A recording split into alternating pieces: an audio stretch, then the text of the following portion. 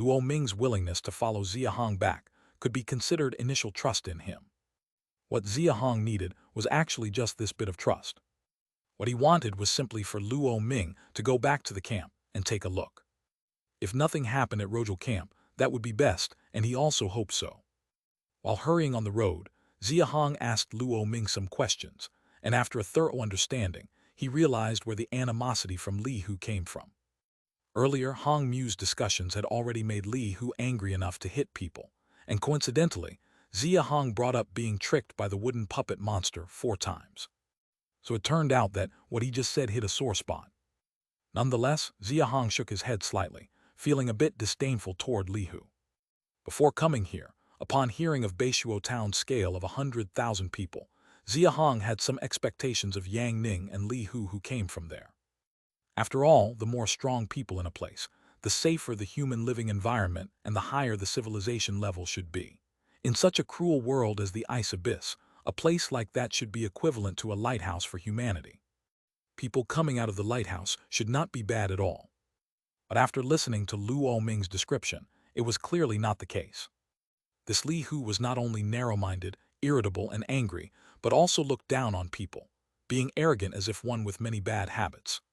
Of course, Xia Hong wouldn't think that everyone in Beishuo Town was like this.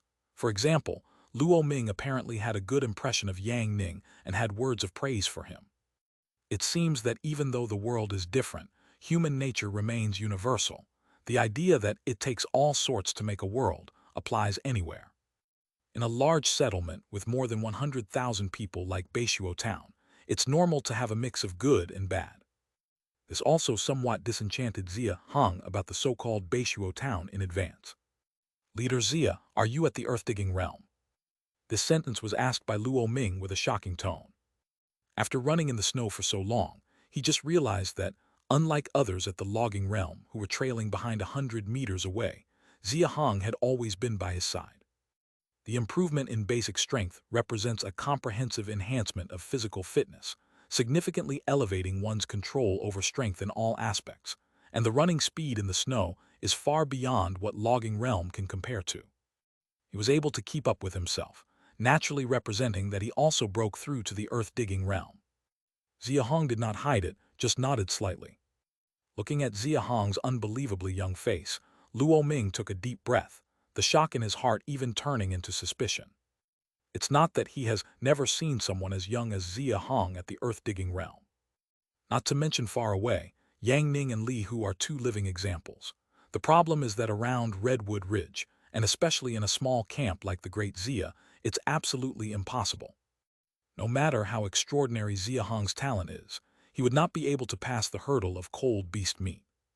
Even if Rojal Camp has had a steady income of cold beast meat over the years, it's still not enough to nurture someone as young as Xia Hong at the earth-digging realm. Could this Xia Hong actually be that wooden puppet monster in disguise?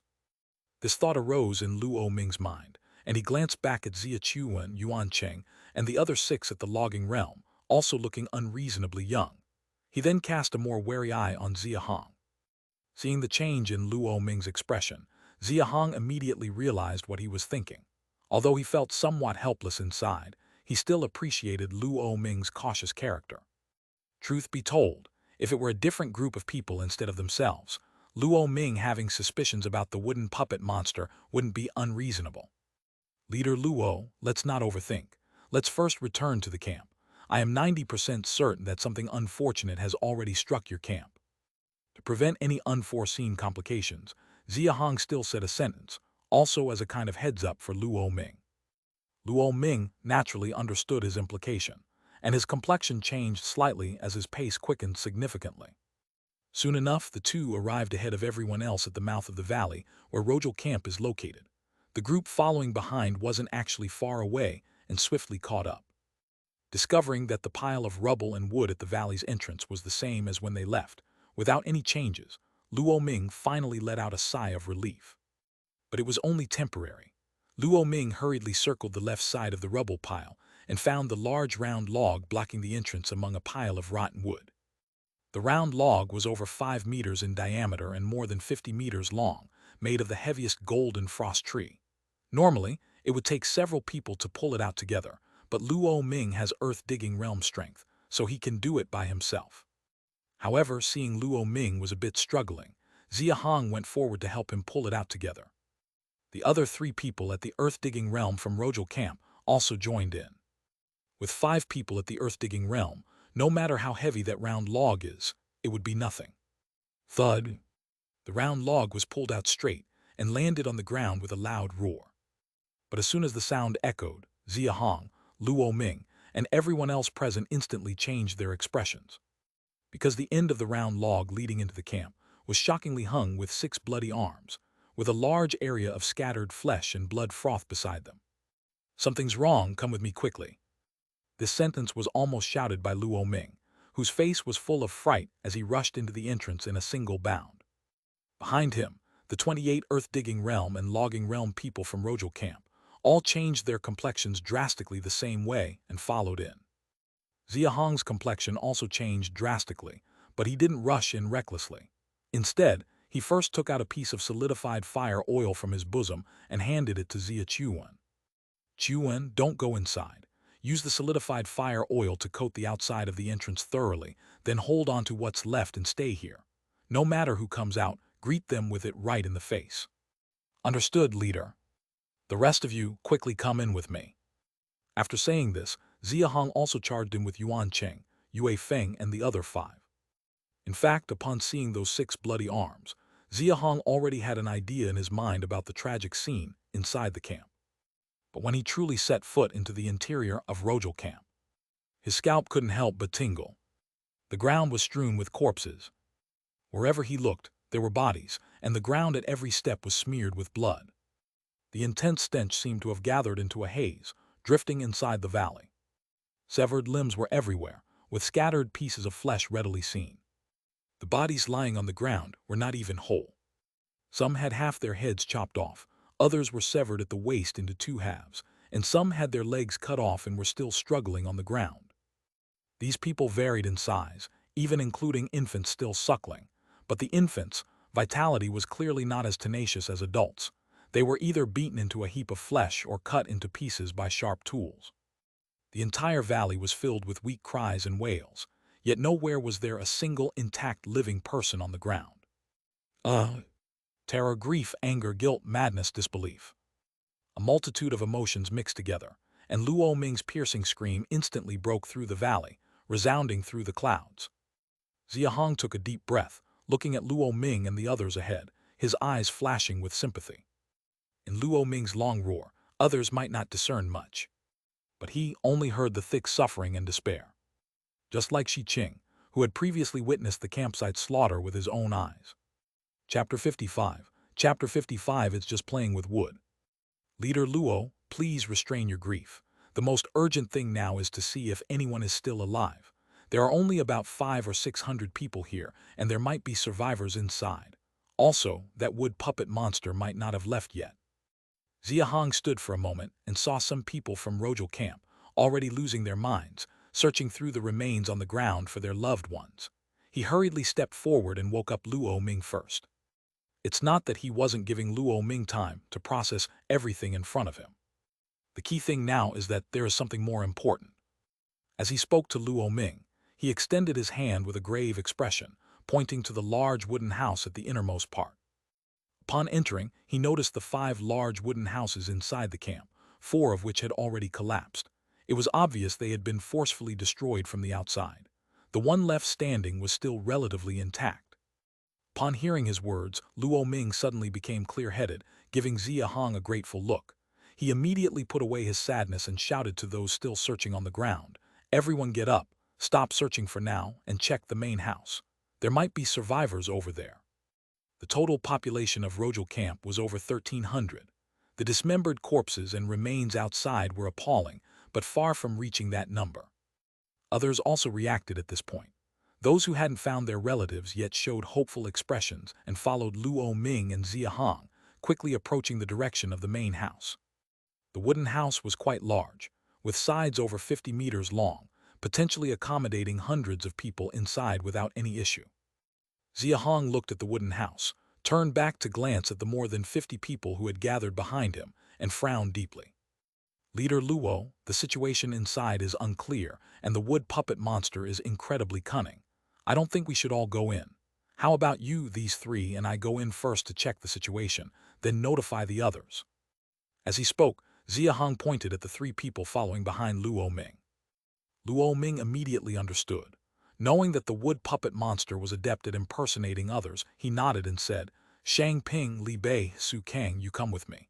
Everyone else wait outside first." The three people Xia Hong pointed at were around the same age as Luo Ming. They were the three earth-digging realm experts Luo Ming had brought back on this mission. The five of them together approached the wooden house. Although the main door of the house was not closed, it was pitch dark outside, and no one could see clearly. They could only see the empty corridor through the faint campfire inside. Luo Ming turned to signal Shang Ping and the others. Without hesitating, the three dashed forward and stepped into the wooden house. Upon entering, Xia Hong immediately understood the internal structure.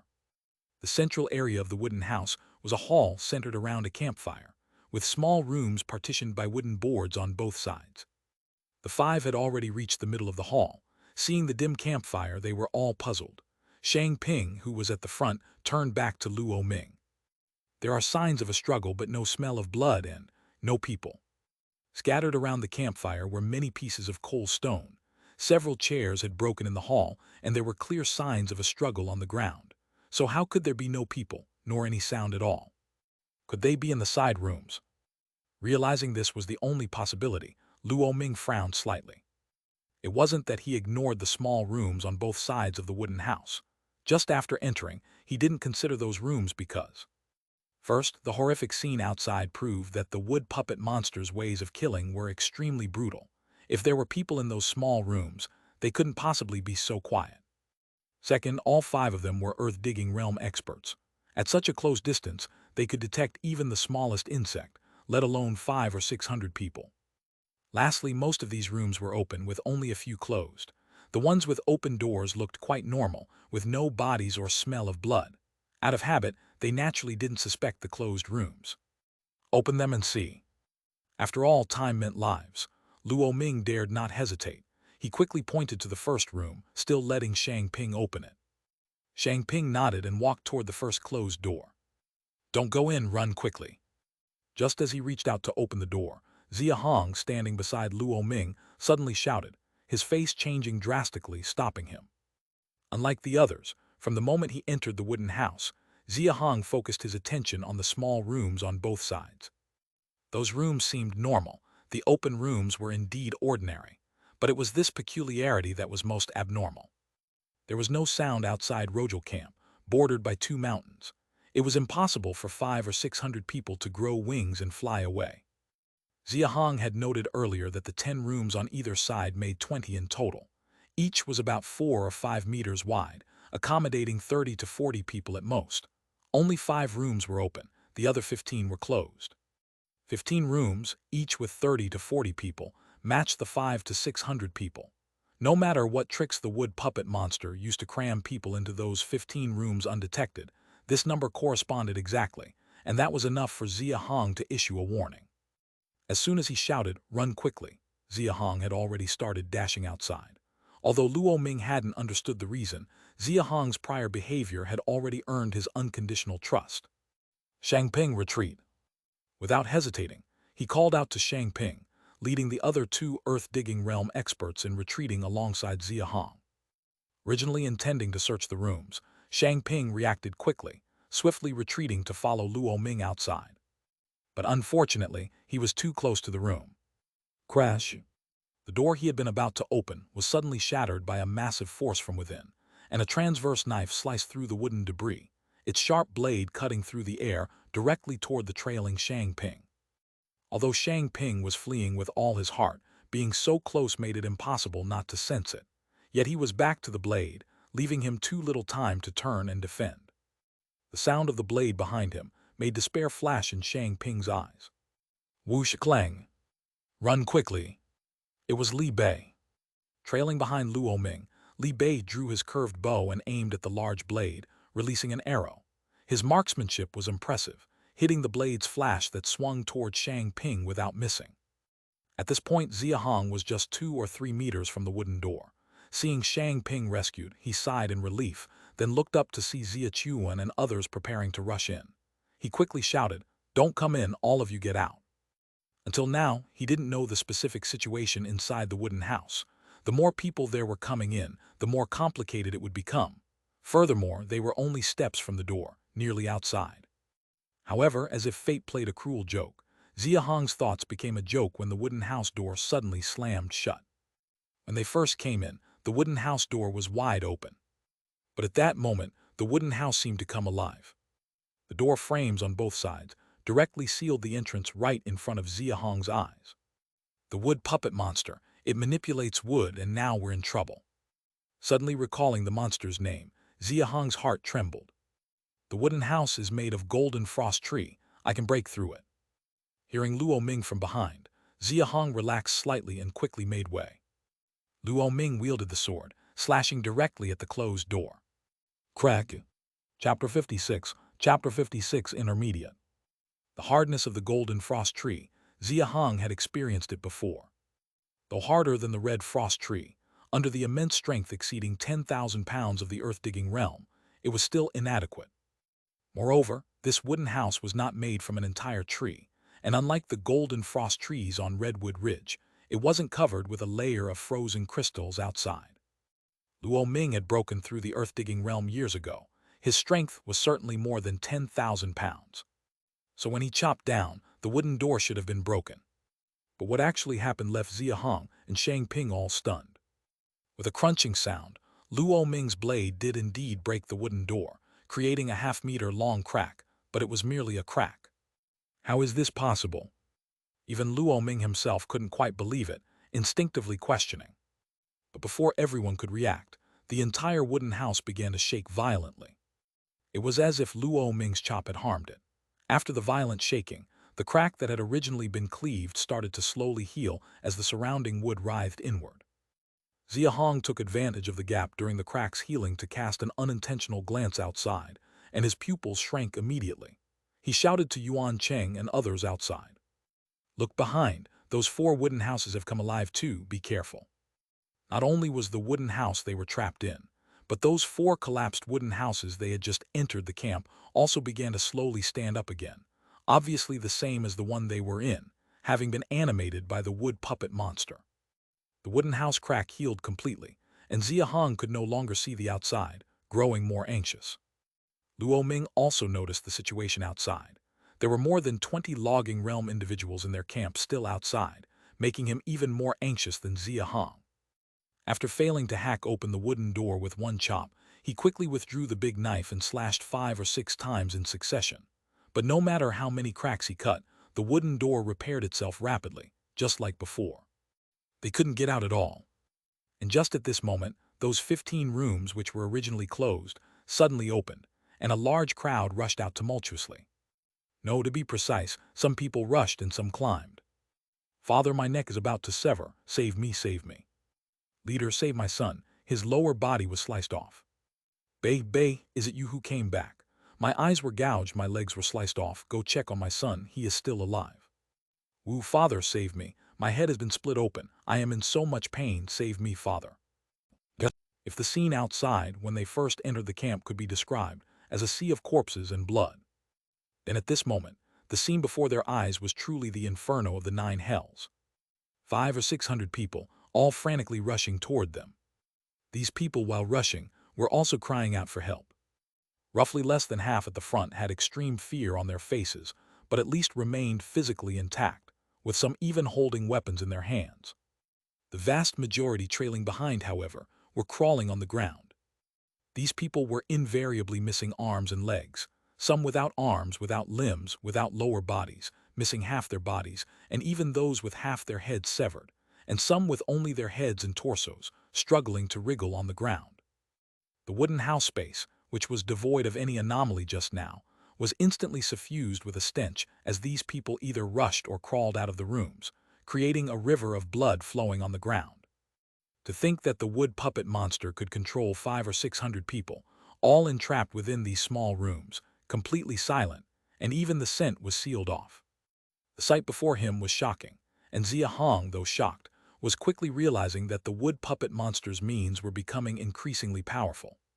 Could it be that it had already advanced to the intermediate level? If true, then today they might not stand a chance. Pulling his thoughts back, Xia Hong saw that Luo Ming and the other four, unbelievably, were about to go meet the people rushing out from the rooms. He quickly pulled him back and shouted to Shang Ping and the other three. "Don't go over there. It's uncertain whether they are human." "Then what should we do? Just sit back and do nothing." Although Luo Ming had been pulled back without advancing further, he roared angrily, his emotions already out of control. It wasn't just Luo Ming. Shang Ping and the other three were the same. Because the people rushing and crawling out of the rooms were their companions and relatives whom they had lived with day by day, including their wives and children, even their parents. How could they remain calm? Xia Hong naturally understood the four, didn't say much more, swiftly took a piece of solidified fire oil from his pocket and applied it to his hands and the weapons of the four around him. This is solidified fire oil. If it touches a deceitful monster, it ignites. You can rescue people but remain vigilant. Any who are controlled by the puppet monster will catch fire if they touch this oil. The anxious four of Luo Ming had no time to listen to Xia Hong in detail, only nodding before rushing to meet their relatives calling for help. In fact, there was no need for them to rush up. When Xia Hong was applying solidified fire oil to them, those people had already rushed over, only 5 or 6 meters away from them. "War, how are you doing?" "I'm fine, father. Quickly save mother, she's behind." The first one to rush up was caught by Shang Ping. It was his son Shang Wu. Seeing his son with all his limbs intact, his body seemingly fine, Shang Ping sighed in relief, pulling his son behind him as he hurriedly searched for his wife amidst the crowd. Luo Ming also saw his eldest son Luo Yun. Fortunately, he too, like Shang Wu, had all his limbs and his body was intact. He rushed up, pulling his son's hand, wanting to get him out of the crowd. But as soon as he touched Luo Yun's hand, the panic and chaos on Luo Yun's face instantly turned to fright and ferocity, and then he pulled out a dagger from behind and slashed at Luo Ming's neck. Clang! Luo Ming hastily blocked with his knife. The immense force from the dagger forced him back 2 or 3 meters. Although he avoided a fatal strike, looking at the unfamiliar son, there was a flash of profound pain and sorrow in Luo Ming's eyes. Both behavior and strength unmistakably indicated that the one wearing his son's shell in front of him was not Luo Yun. Indeed, having missed the first strike, a look of viciousness appeared on Luo Yun's face, intending to charge forward again, but as soon as he took a step, he suddenly looked down at his arm, letting out a painful howl. Hug hug Duffy. The sound was hoarse, grating, nothing like a human. Whoosh! A fierce fire abruptly rose from his arm, the flames overwhelmingly intense, like a pestilence spreading rapidly, instantly consuming his entire body. In only a few breaths, that Luo Yun was burned to ashes. Watching his son's body burn to nothingness, Luo Ming's face held no semblance of joy. Instead, the sorrow in his eyes grew even deeper. "Leader Luo, this is no time for dazing.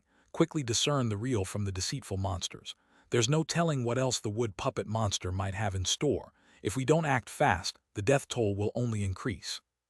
Seeing the deceitful monster-controlled Luo Yun being completely incinerated by the solidified fire oil, Xia Hong let out a huge sigh of relief, afraid that, with the wood puppet monster growing stronger, the solidified fire oil could become ineffective. Though confirming the solidified fire oil's effectiveness remained unaltered, with the reality of facing hundreds, Xia Hong was still heavily shaken by the wood puppet monster's cunning and treacherous nature. Among these hundreds, some were real, some were fake.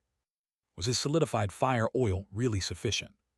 The wood puppet monster had been thwarted by solidified fire oil in the cave, and just days later, it had already come up with a countermeasure. Chapter 57. Chapter 57, Solidified Fire Oil is used up. When the solidified fire oil was taken out of the iron refining furnace, it was only the size of a fist. Although it appeared solid, a gentle force could liquefy it. Xia Hong wasn't sure how many deceitful monsters one portion of solidified fire oil could kill, but he knew for certain that it wouldn't be enough to test on all the 500 to 600 people in front of him. While Xia Hong's mind was racing with thoughts, the stream of people rushing out of the room already reached the 5 of them. The problem was, some of these people were real and some were not, making it impossible to guard against. The issue was that even the real ones were indistinguishable from the fake. They only knew to run towards the 5 of them, trying to hide behind them. In this critical situation, Luo Ming couldn't even spare a moment to mourn his eldest son's death. Leading Shang Ping and the other 2, he had to distinguish the real from the fake while guarding against sneak attacks by the imposters. "Move back, don't come any closer." Seeing many people heading his way, Xia Hong's expression tensed up as well. He raised his stone axe, commanding those people to retreat. It wasn't out of a lack of sentiment for the people of Rojal camp, but the key was, among these people, there were puppets controlled by the wood puppet monster, and if he wasn't careful, he could die. Of course, he wouldn't gamble with his life. The real people were naturally scared by him. But the fake ones couldn't hold back. Whiz! A gust of wind came from his right side. Xia Hong's eyes flickered, and he swiftly sidestepped to the left, swinging his axe horizontally to block the weapon of his attacker. Clang! On the left was an iron short sword, evidently a former item from Rojal camp. The sword, almost without suspense, cut through his stone axe and then aimed upwards at his chin. The strength of these puppets is earth-digging realm. The moment Xia Hong caught the stone axe, his face changed, not because of the sharpness of the weapon, but because the puppet attacking him was exerting a force almost equal to his own. No time for shock, Xia Hong continued to retreat, avoiding the short sword aimed at his chin. He jumped backwards, pushed off the door panel behind him, and then lunged to grab the person who had ambushed him. Almost instantly, the solidified fire oil in his hand took effect. The one who attacked him was a puppet in the form of a woman. The flames from the solidified fire oil burned her fiercely, making her scream piercingly. Yet even so, she kept waving the short sword in her hand, trying to stab the gripping Xia Hong. Xia Hong moved nimbly, pulling the woman to the wooden wall, dodging her short sword while staying alert for other possible ambushes. The solidified fire oil was potent, reducing the woman to ashes in a short while, and once the woman's puppet turned to ash, the remaining flames would extinguish instantly even if they touched Xia Hong's body. The solidified fire oil, while igniting upon contact with deceit, was completely harmless to humans. However, watching the solidified fire oil burn the woman's corpse to nothing, Xia Hong's face didn't show any relief but turned more solemn than before. A woman! Around the camps of Redwood Ridge, even adult men couldn't get any cold beast meat, let alone women. All the women in the camps were absolutely ordinary people. But this woman who just ambushed him possessed the strength of the earth-digging realm. What does this mean? This means that the puppets manufactured by the wood puppet monster already wield the power of the earth-digging realm. Leader Xia, we're out of solidified fire oil. Can I get a bit more? Luo Ming's voice came, and Xia Hong turned to look, immediately feeling a tightness in his heart. Shang Ping and the other 2 were still strenuously distinguishing between real and fake. Each of the 3 had saved more than a dozen people, but the solidified fire oil on their hands and weapons was running low, and they were all carrying some injuries. And Luo Ming, who was seeking help from him, was surrounded, even taking a blow to his waist in a sneak attack, blood continually trickling down. Luo Ming, along with the 3, had broken through to the earth-digging realm not just a day or 2 ago. Xia Hong had observed before that all 4 of them had a basic strength superior to his own. With his solidified fire oil, the 4 of them ended up like this, which could only mean that those puppets mixed among the real ones were indeed, as he suspected, all of the earth-digging realm. Leader Luo, catch this. Seeing Luo Ming in a dire situation, Xia Hong tossed the remaining piece of solidified fire oil he'd been using on his weapons to him. Luo Ming caught it, quickly breaking it into 4 pieces, handing one to each of Shang Ping and the other 2 behind him, then immediately applying it to their hands and weapons. Solidified fire oil indeed was effective. Any puppets intending to sneak attack them would scream in agony upon contact, even if they wielded earth-digging realm strength. They'd gain no advantage over Luo Ming and the other 3. Having replenished their supply, Luo Ming and the others were reinvigorated. In just a moment, they'd rescued dozens more people, and in this little time, they distinguished nearly 100 people behind them. Since entering the camp until now, the look of despair plastered on the 4's faces finally started to show some change at this moment. Though the number of people they saved was less than 1/10 of the total population, at least it was some salvage. However, there were simply too many people, and the solidified fire oil was running out. Leader Xia, give us a bit more solidified fire oil, and we can save more people. Seeing his solidified fire oil running out, Luo Ming looked toward Xia Hong with immense hope, expecting him to offer more. Yet Xia Hong's expression shattered his hopes immediately. Leader Luo, solidified fire oil isn't something you find lying around. I only had 2 pieces in total. We've already used one, and with this last piece for you all, can we discern everyone at the back? That wood puppet monster hasn't shown itself so far either. Luo Ming glanced at the interior of the wooden house, estimating roughly 300 to 400 people still left, making his face turn grim. He knew Xia Hong wasn't wrong. It was impossible to identify so many people with solidified fire oil, and the wood puppet monster wasn't showing itself, probably fearing the solidified fire oil. Once they ran out of solidified fire oil, what would happen if the wood puppet monster reappeared? Leader Luo, let's give up. Use the solidified fire oil to open the wooden house. The crowd outside is also very dangerous, and if something happens to them, the situation will only worsen. Luo Ming clenched his fists, looking at the crowd inside the wooden house and those crawling on the ground nearby. Though his heart wavered, he immediately made a decision. Shang Ping, apply the solidified fire oil to your weapons and break open the wooden house. Let these people escape safely first. Yes, leader. Seeing Luo Ming so decisive, Xia Hong immediately felt relieved. He feared that the other would be indecisive and unwilling to give up on the people inside the wooden house. There were many people inside the wooden house, but saving them all just wasn't possible, and continuing to try would not only waste solidified fire oil, but also pose risks. After all, they had no idea how many puppets were controlled by the wood puppet monster. Moreover, staying inside longer would endanger those outside. All the logging realm individuals of Rojal and Great Xia, along with the logging realm forces of the 4 factions, including Huang Jiahong and the others, were outside. If anything were to happen to these people, defeating the wood puppet monster today would be meaningless.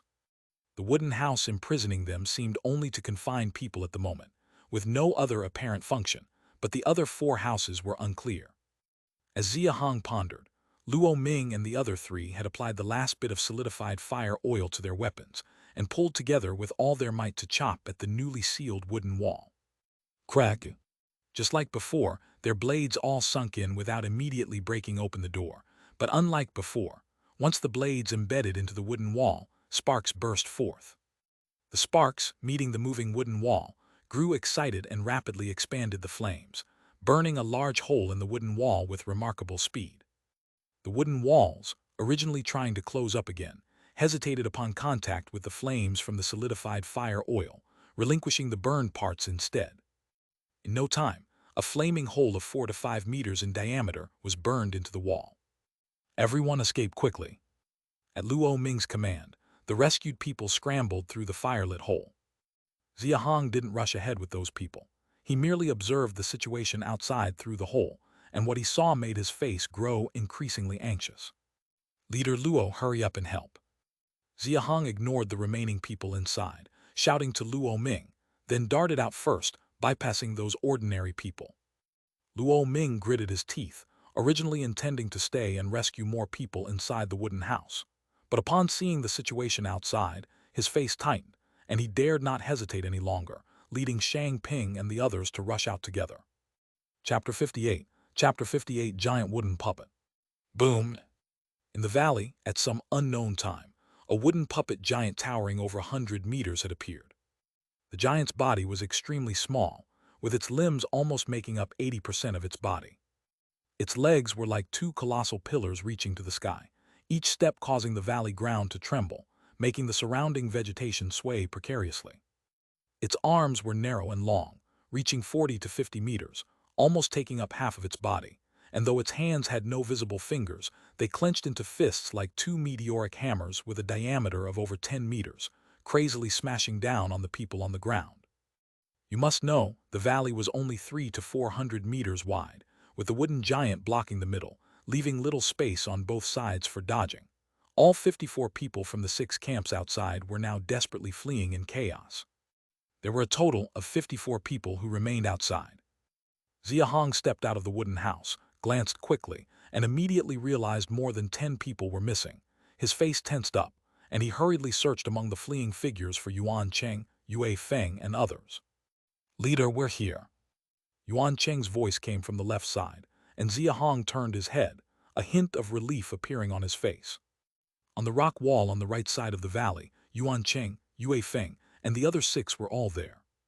But the relief on Xia Hong's face vanished instantly as he saw the situation the 6 were in. For the 6 were currently stuck in a stone crevice. And outside the crevice, the massive right fist of the wooden puppet giant was pounding down frantically. Although the crevice was 1 or 2 meters thick, under such bombardment, cracks began to appear on its surface, clearly unable to withstand a few more hits before breaking completely. The wooden puppet giant had no fingers to pull the 6 out from the crevice, so it could only attack with brute force, and it knew to aim at the only exit of the crevice, increasing its speed, clearly not giving Yuan Cheng and the others a chance to escape. Even more outrageous was that the wooden puppet giant was multitasking. Attacking the 6 was just a task for its right arm, while the other limbs targeted the other 40-something people in the valley. Leader Xia, catch the knife. Thank you. Xia Hong unhesitatingly rushed towards the 6, with Luo Ming tossing a large knife to him, which he caught without turning around, quickly charging towards the stone crevice where the 6 were. As the wooden puppet giant's limbs pounded the ground repeatedly, the earth was quaking, and Xia Hong's body was staggering as he ran, the expression on his face growing ever more grave. The ground of this world is different, and the earth-digging realm isn't just a saying. To cause such a disturbance in the ground, the wooden puppet giant's power must be unimaginably strong. It's not just himself, but even Luo Ming might not be able to withstand it. As he pondered, Xia Hong had reached the crevice's edge. Seizing the opportunity as the giant smashed its hammer-like fist onto the crevice once more, he stepped onto the rock wall for leverage, raised his knife, and slashed down on the giant hammer-like fist. This wooden puppet giant, unsurprisingly, was transformed from the other 4 wooden houses of the camp, likely made from the golden frost tree.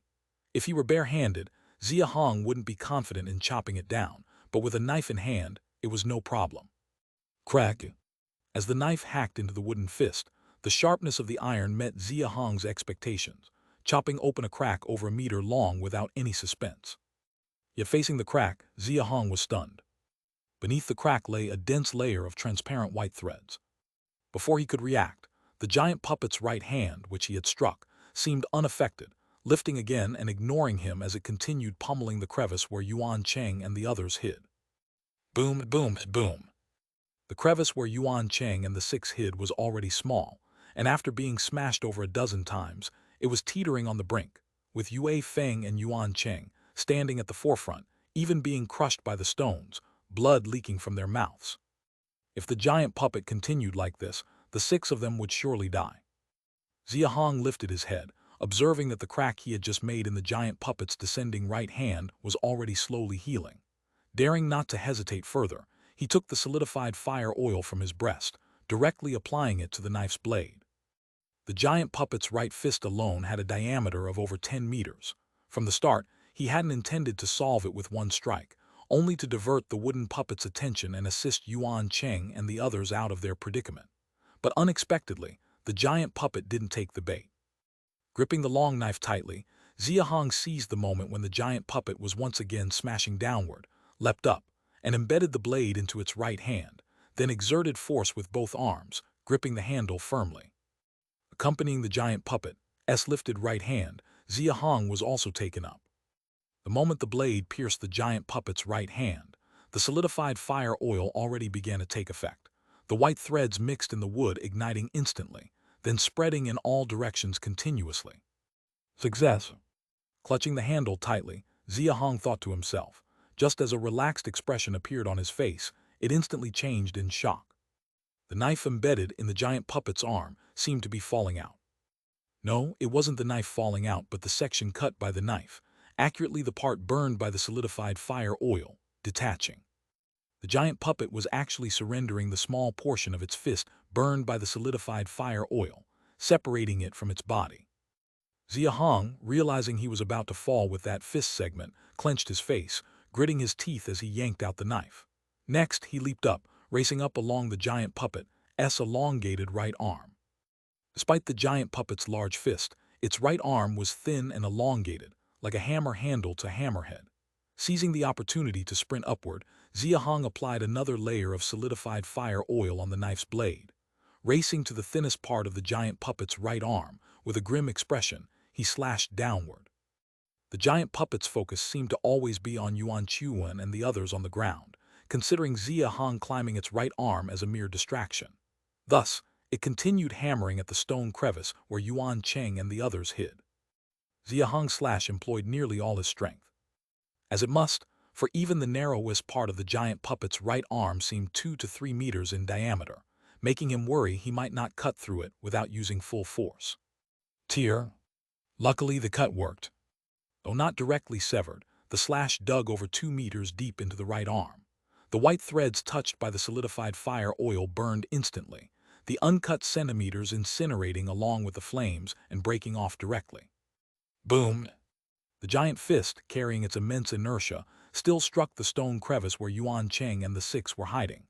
However, lacking the giant puppet's control, its force was as diminished as it could be. Crash-crack. Still even so, the stone crevice where Yuan Cheng and the others hid fractured. Yuan Cheng, Yue Feng, and the others pushed away the stones, escaping with looks of fortunate survival on their faces. Had Xia Hong not severed the giant puppet's right arm, that punch landing normally would have crushed all 6 into a pulp. As he watched the 6 escape, Xia Hong glanced at the solidified fire oil in his hand, then at the giant puppet's remaining limbs still attacking Luo Ming and the others, his face showing hesitation. Finally, he gritted his teeth and tossed it to Luo Ming in the distance. Leader Luo, catch this, it's the last one, cut its arm. Chapter 59, Reveal True Form. Thank you, Leader Xia. Luo Ming took the solidified fire oil, and his face burst into joy.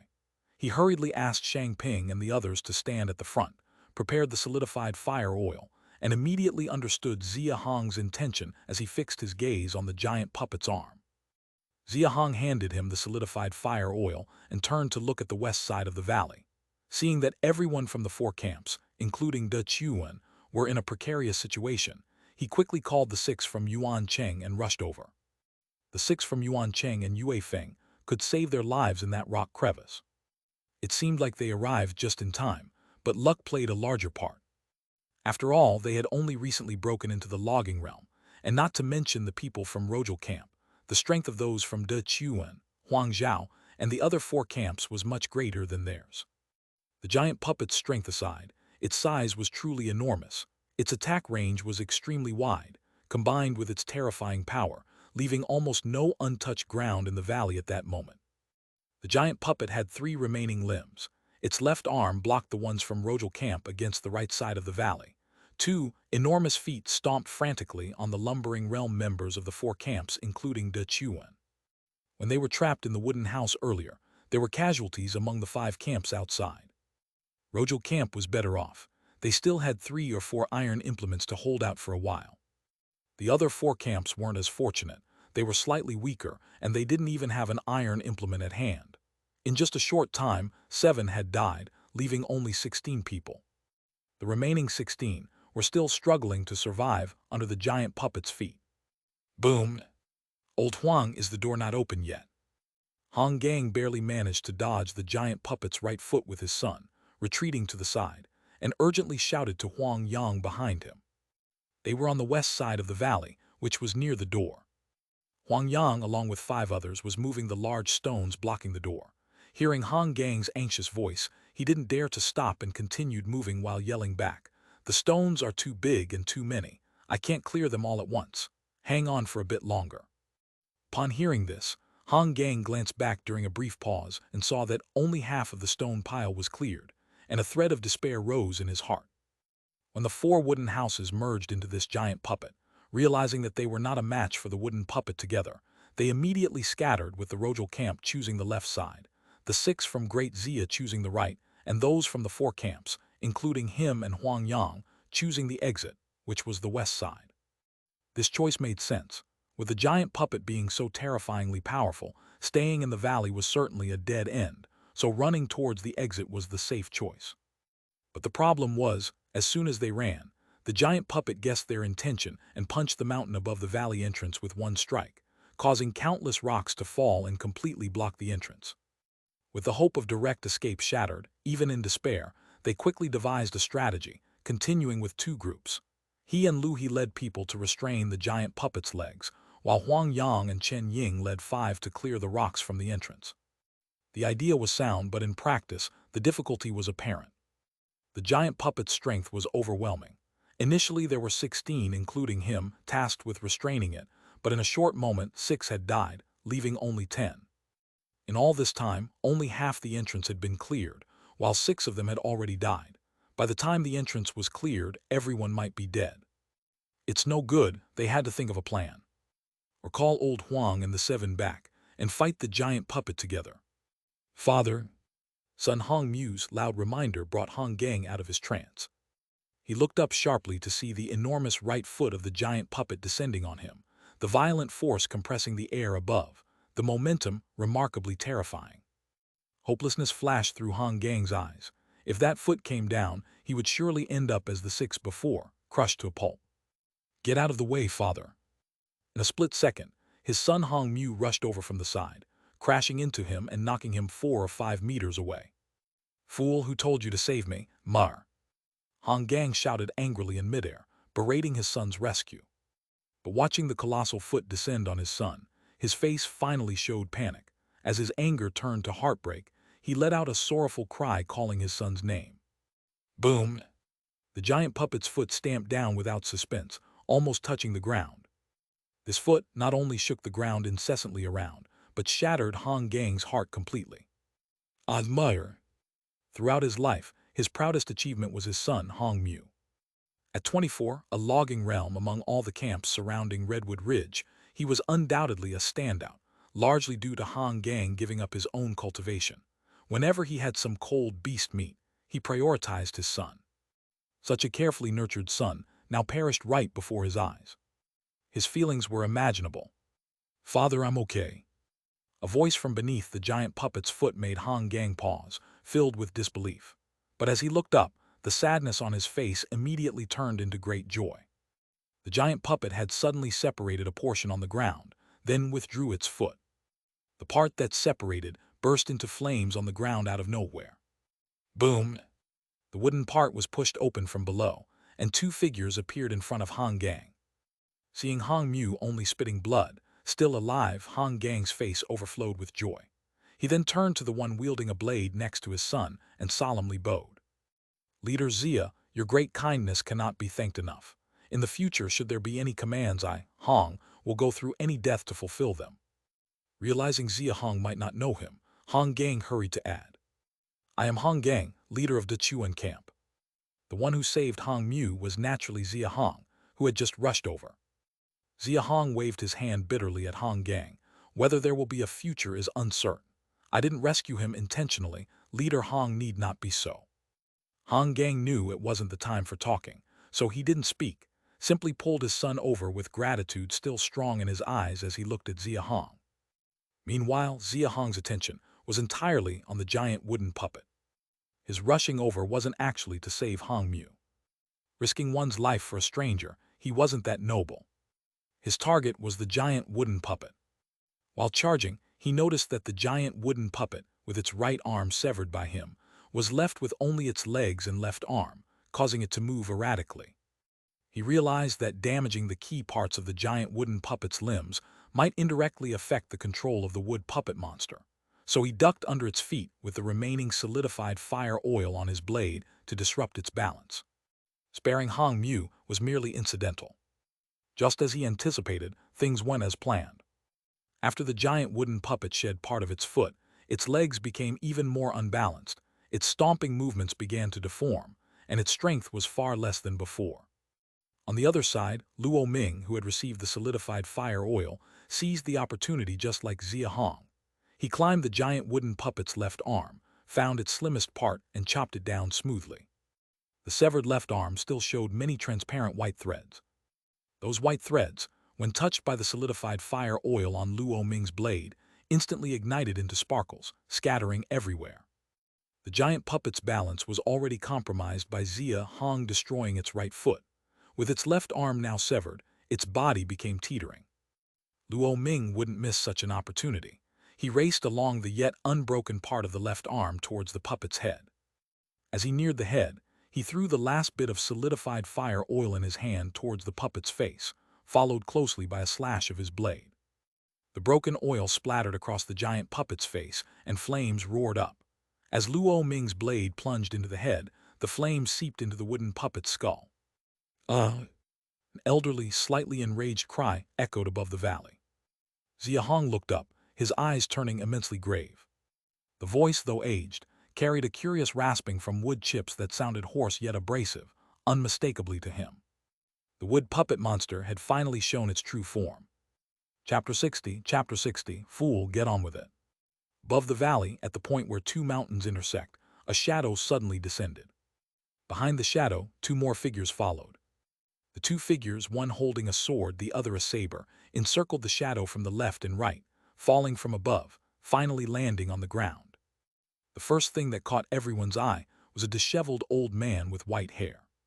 The old man was also dressed in beast skin, his clothes stained and seemingly long neglected. He held a small knife in his left hand, a ball of white thread in his right, and a pair of blood-red pupils glared angrily at those present, appearing rather disheveled.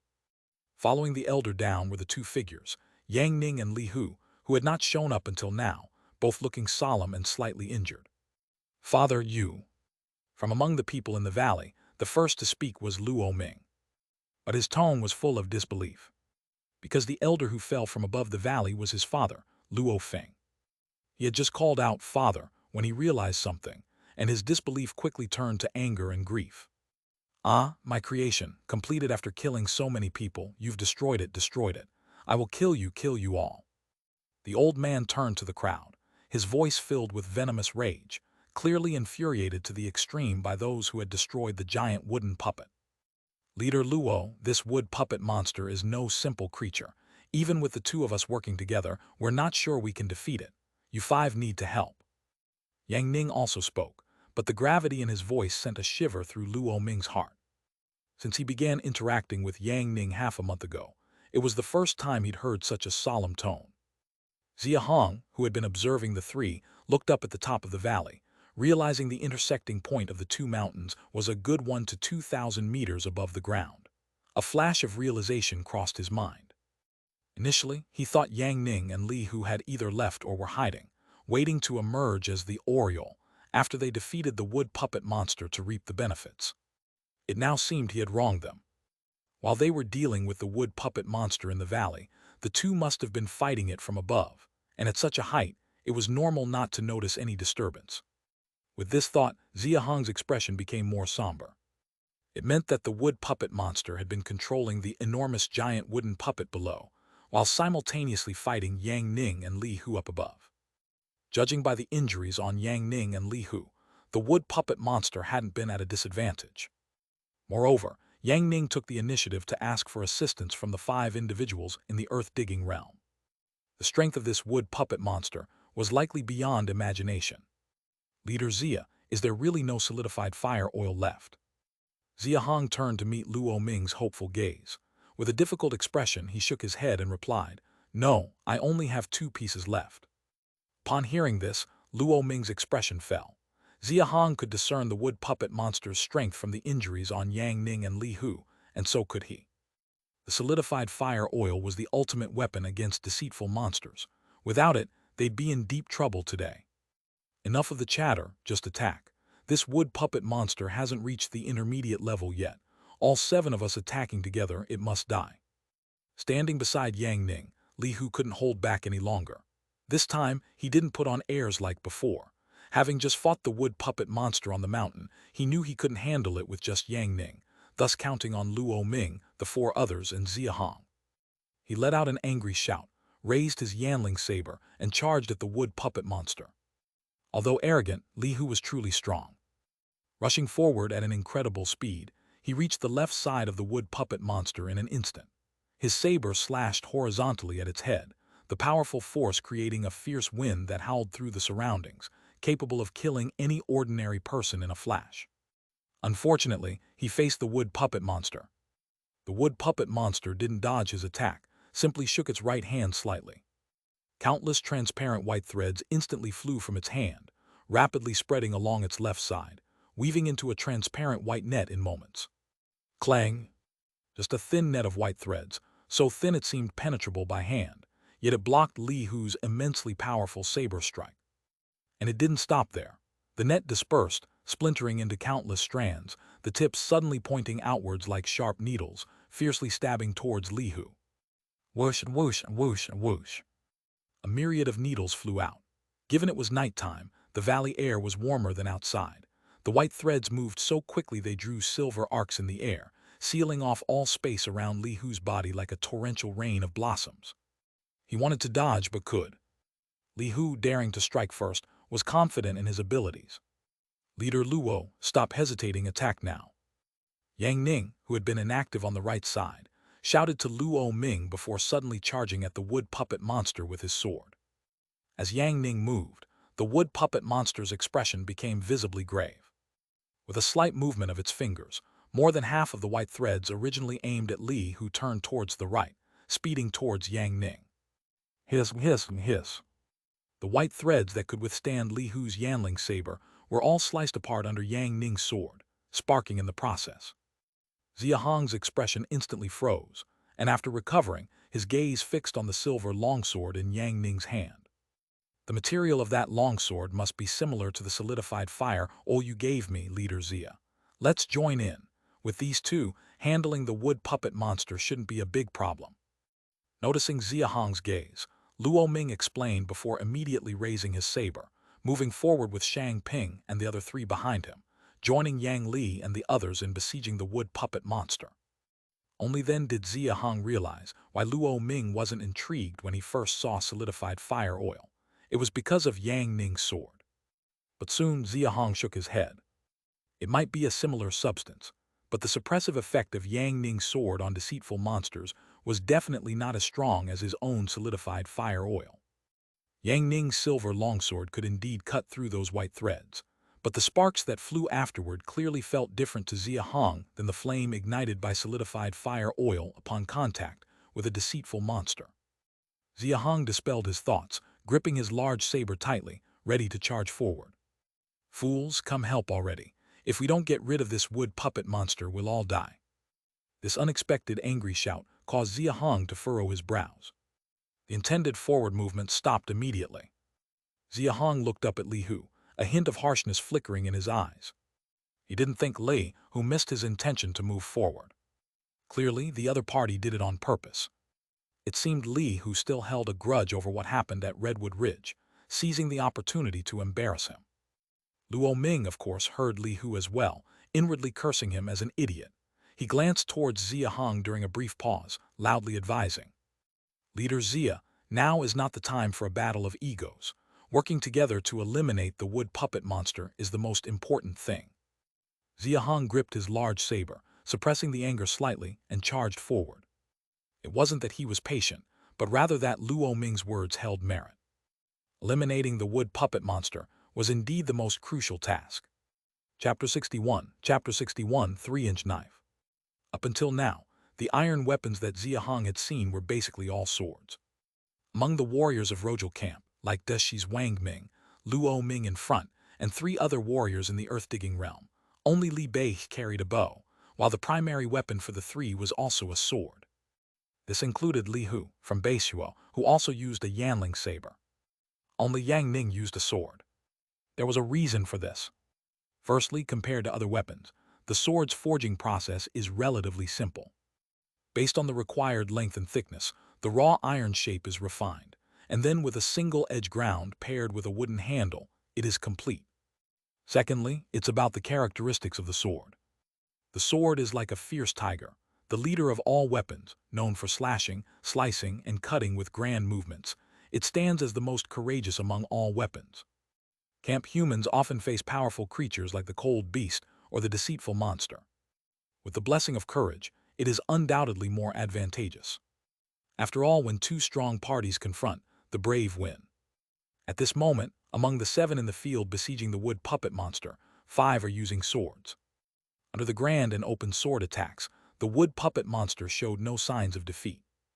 With swift dodges, its right hand flicked lightly, and the bundle of transparent white thread seemed to come alive, swirling around its body, constantly deflecting and dissolving the attacks from the 5 swords. Xia Hong sidestepped and jumped to avoid a white thread, channeling power through his fists, legs, and waist all at once. Seizing the moment when Luo Ming and Shang Ping withdrew their swords, his pupils contracted, and with a fierce grip on his sword, he slashed from right to left. Clang! The sword didn't strike the wood puppet monster directly, but was stopped by the web of dense, transparent threads. Yet the terrifying force from the blade nearly pressed the threads onto the wood puppet monster's face. The wood puppet monster's main focus was on dealing with Yang Ning's longsword, using only a small portion of the threads to engage with the other 6. Xia Hong's face-to-face strike was too powerful, and it couldn't dodge in time. Great opportunity, attack quickly. Even though they were astonished by Xia Hong's strike, the wood puppet monster's restricted movements presented such a great chance, Luo Ming wouldn't waste it. With a fierce shout, he and Shang Ping attacked the wood puppet monster with all their might, slashing horizontally from above and below.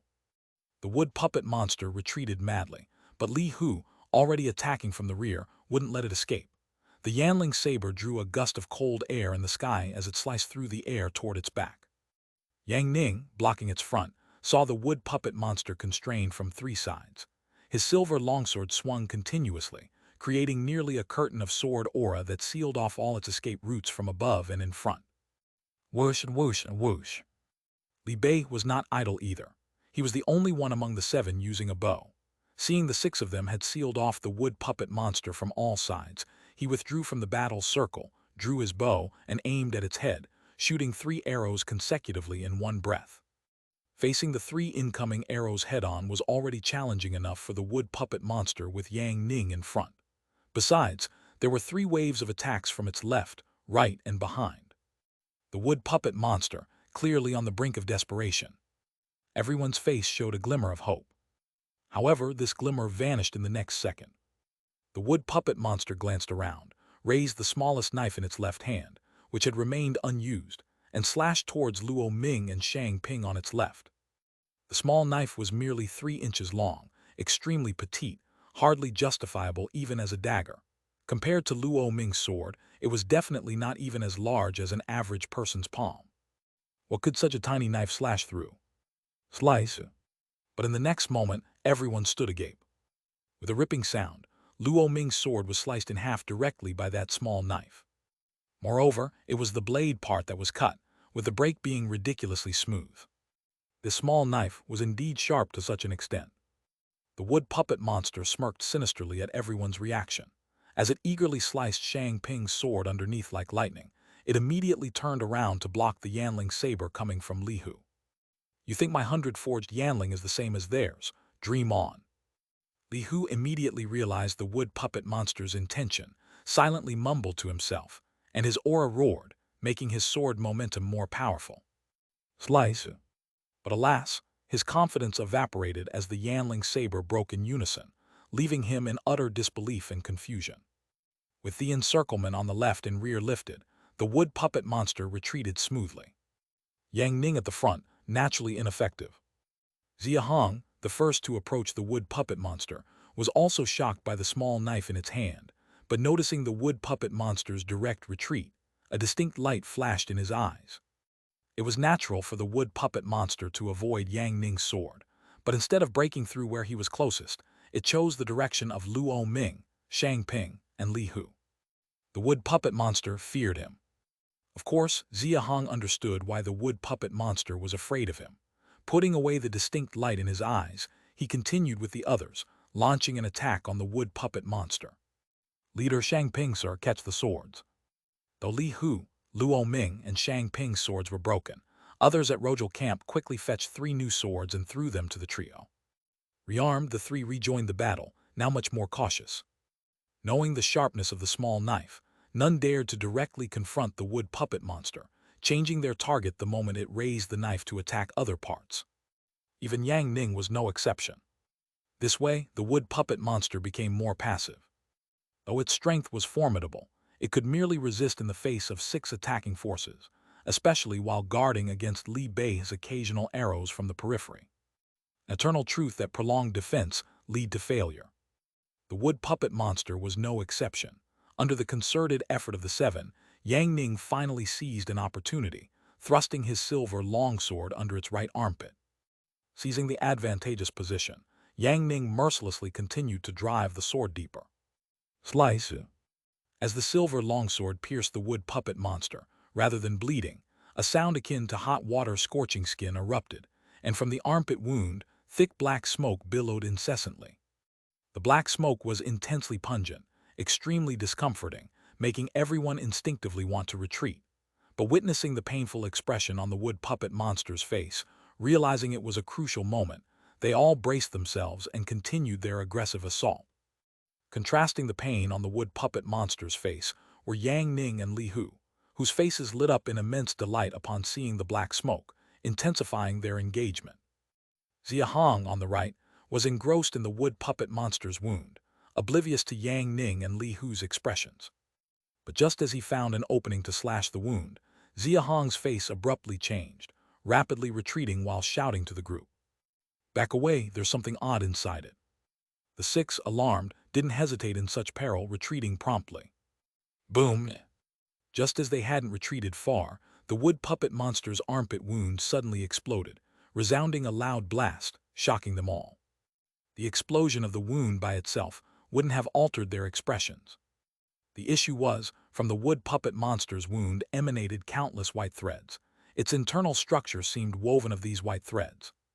Upon the wound's explosion, these transparent white threads scattered violently, fanning out into myriad filaments like silver needles, propelled by explosive ripples towards the six in midair.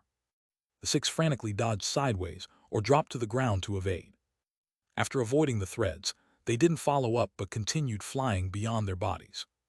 The prone Xia Hong realized something and swiftly looked back, his pupils contracting abruptly. Astonishingly, the myriad white threads passing their bodies all aimed at those dismembered remains scattered on the valley ground. Chapter 62, Soul Capturing promoted to intermediate. At this moment, the valley ground was littered with the fragmented bodies of 700 to 800 people. Dense white lines burst forth from the wood puppet monster's body, connecting accurately to all of these scattered corpses without missing a single one. When they first rushed back, the valley floor was strewn with severed limbs, and everyone thought that when the wood puppet monster went on a killing spree, the camp members scattered and fled, resulting in the horrific scene of corpses everywhere. Now it seemed that this was done deliberately by the wood puppet monster. "Don't just stand there, quickly cut off those white lines." Yang Ning's voice came from behind. He swiftly swung his sword to sever the closest white line before turning around with a solemn expression, shouting urgently at everyone. Everyone snapped back to reality and hurriedly followed him, quickly hacking at those white lines. Unfortunately, Yang Ning's silver longsword managed to create sparks as it cut through the white lines, which then snapped apart. But their sabers didn't work. "Your weapons are useless, go disrupt it." Realizing the weapons were ineffective, Yang Ning quickly gave another prompt. Li Hu, who had the most seamless cooperation with Yang Ning, charged at the wood puppet monster even before Yang Ning finished speaking. Besides him, Xia Hong had also realized earlier that the saber couldn't cut the white lines and had already charged at the wood puppet monster. Only after hearing, Yang Ning did Luo Ming and the other four rush over. Yang Ning's speed was astonishingly fast, cutting hundreds or even thousands of white lines, but compared to the countless white lines bursting from the wood puppet monster, it was just a drop in the bucket. In an instant, the six of them reached the wood puppet monster. Even Li Bei, who originally used a bow, had switched to a saber. The six of them slashed out 6 gusts of wind, targeting almost all the critical parts of the wood puppet monster's body from the neck to the waist. But in the end, they were still a step too slow. Their sabers hadn't yet struck when the wood puppet monster suddenly raised its head. Its crimson pupils abruptly contracted into pinholes, and its face broke into a sinister smile as it slowly opened its mouth, emitting a bizarre and piercing laughter. Hef hef hef hef hef. The unwavering momentum of the 6 slashes came to an abrupt halt. Not only did the sword stop, but all 6 had a change of expression. It wasn't due to the wood puppet monster's laughter, but because they all sensed a fatal crisis from behind. Hu Zai dodged quickly. Yang Ning, who was the furthest away, shouted, and as if by reflex, Li Hu immediately abandoned the wood puppet monster, withdrew his saber and dodged aside awkwardly. Yang Ning only shouted at Li Hu, but naturally the other 5 also heard it. Without any hesitation, all 5 abandoned their strike, swiftly distanced themselves from the wood puppet monster, escaping quickly, their awkward state not much better than Li Hu's. Whoosh and whoosh and whoosh. After dodging, the 6 had yet to look up when the whistling sound of wind filled their ears, clearly indicating numerous things were flying at great speed. Upon looking up, everyone's face turned incomparably shocked. The wood puppet monster, using the countless white lines from its body, was pulling all the fragmented corpses on the valley ground back inside itself at an astounding speed. 700 to 800 people's scattered remains were an incredibly staggering amount, and as these remnants continuously entered the wound beneath its right armpit, the wood puppet monster's body began to expand and swell rapidly. 2 meters, 3 meters, 5 meters, 10 meters. No, it wasn't just the body size. Leader, why won't you save me? Father, you shouldn't have killed me. You shouldn't have killed me. Why am I the only one dead? Boo-hoo-hoo. All of you must die. I died so miserably. My head is gone, my legs too. My intestines, give me back my intestines. Gully. Suddenly from within the wood puppet monster, countless eerie and mournful voices echoed.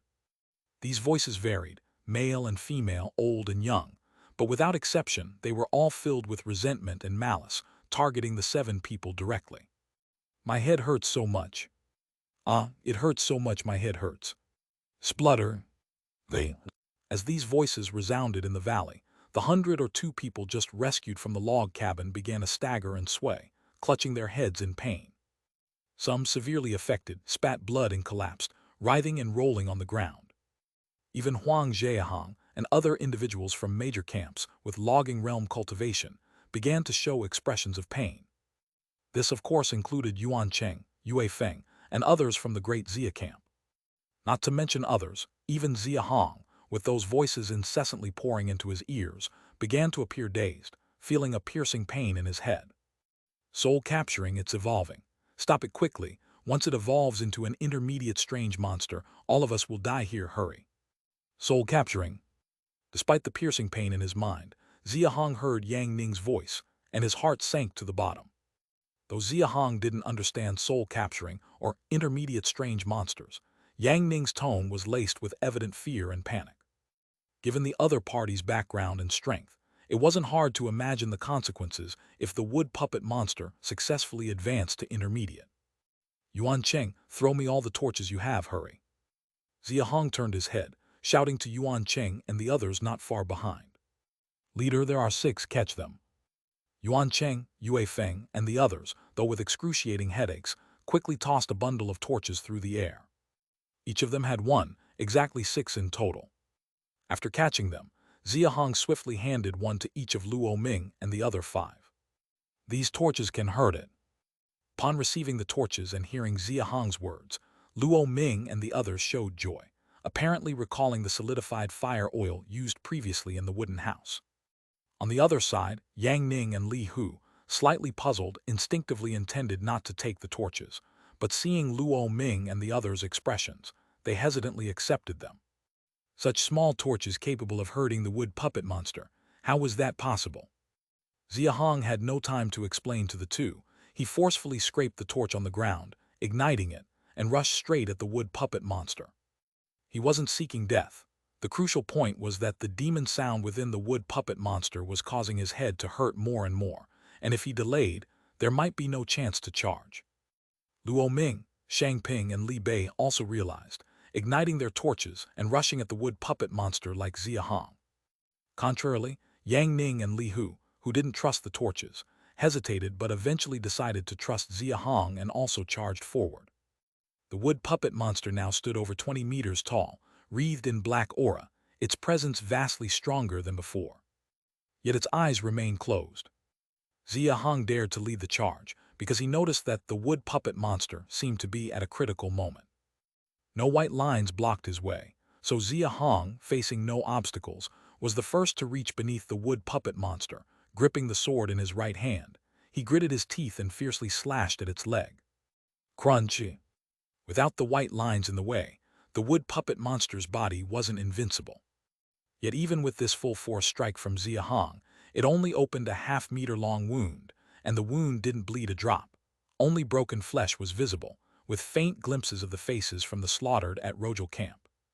Suppressing his discomfort, Xia Hong exerted force with his left hand and forcefully shoved the lit torch inside. Sizzle, sizzle, sizzle, sizzle. Ugh. The torch ignited the flesh within the wound, producing a thick black smoke instantly. Along with the black smoke came a piercing scream from the wood puppet monster. It really works. Seeing this, Yang Ning and Li Hu were momentarily stunned, but their charge sped up significantly. Chapter 63, Dead. Although the wood puppet monster's body has enlarged, it still maintains Luo Feng's appearance. The screams and howls did not deter Xia Hong. Instead, they increased his intensity in thrusting the torch. Simultaneously, the other 5 also approached with torches. The 5 did not cut open any more wounds with weapons. Instead, they came straight to Xia Hong and crammed the lit torches into the crack that Xia Hong had previously cut. Originally, a single torch already produced considerable black smoke. When the 5 torches were inserted, the flames soared up 3 or 4 meters, and the black smoke rose like a pillar, madly spreading upward. The black aura surrounding the wood puppet monster gave off an extremely evil feeling. The black smoke from the torch carried a stench, like the decay emitted after filth is purified. Ugh! The wood puppet monster's screams became even more hysterical. Yet despite this, it still refused to open its eyes. Inside its body, the voices of malice that could affect the mind did not stop. Deceitful monster capturing spirits and gathering souls, it can ascend if successful. It doesn't want to give up the chance to ascend, brother, we can't let it succeed. Except for Yang Ning, the 5 with Xia Hong were confused by the concept of capturing spirits and gathering souls, but they understood the latter part. Their expressions instantly became tense again. 6 torches indeed worked and inflicted massive damage on the wood puppet monster. But one has to say, compared to just now with the solidified fire oil, it was far less effective. Whether because the wood puppet monster's size was too large, or its strength much greater than the giant wooden puppet, the fire from 6 torches did not even cover its legs. It only burned upward for just over 5 meters and then stopped. Xia Hong was obviously the first to notice this, and Luo Ming was the second. Noticing the torch couldn't continue burning through the wood puppet monster, Luo Ming turned to look at Xia Hong, a glimmer of hope in his eyes. There's none left. If there were, I wouldn't have saved it until now. Xia Hong, knowing what Luo Ming meant, gently shook his head and responded. Move aside, let me do it. At this moment, Yang Ning took action. In fact, only he could harm the wood puppet monster at this moment. Yang Ning commanded the 5 to retreat with a word, then stepped onto the lower limb of the wood puppet monster, rushing upwards along its body. His speed and power were astonishing, leveraging inertia and force, borrowing strength from the joints of the wood puppet monster's body, and in just an instant, he charged all the way to the shoulder of the wood puppet monster.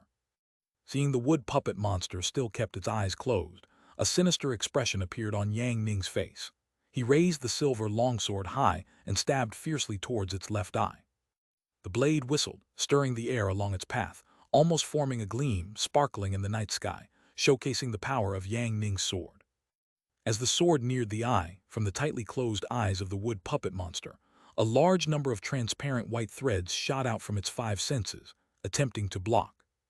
Unless it opens its eyes and its ascension process is disrupted, it's a dead end.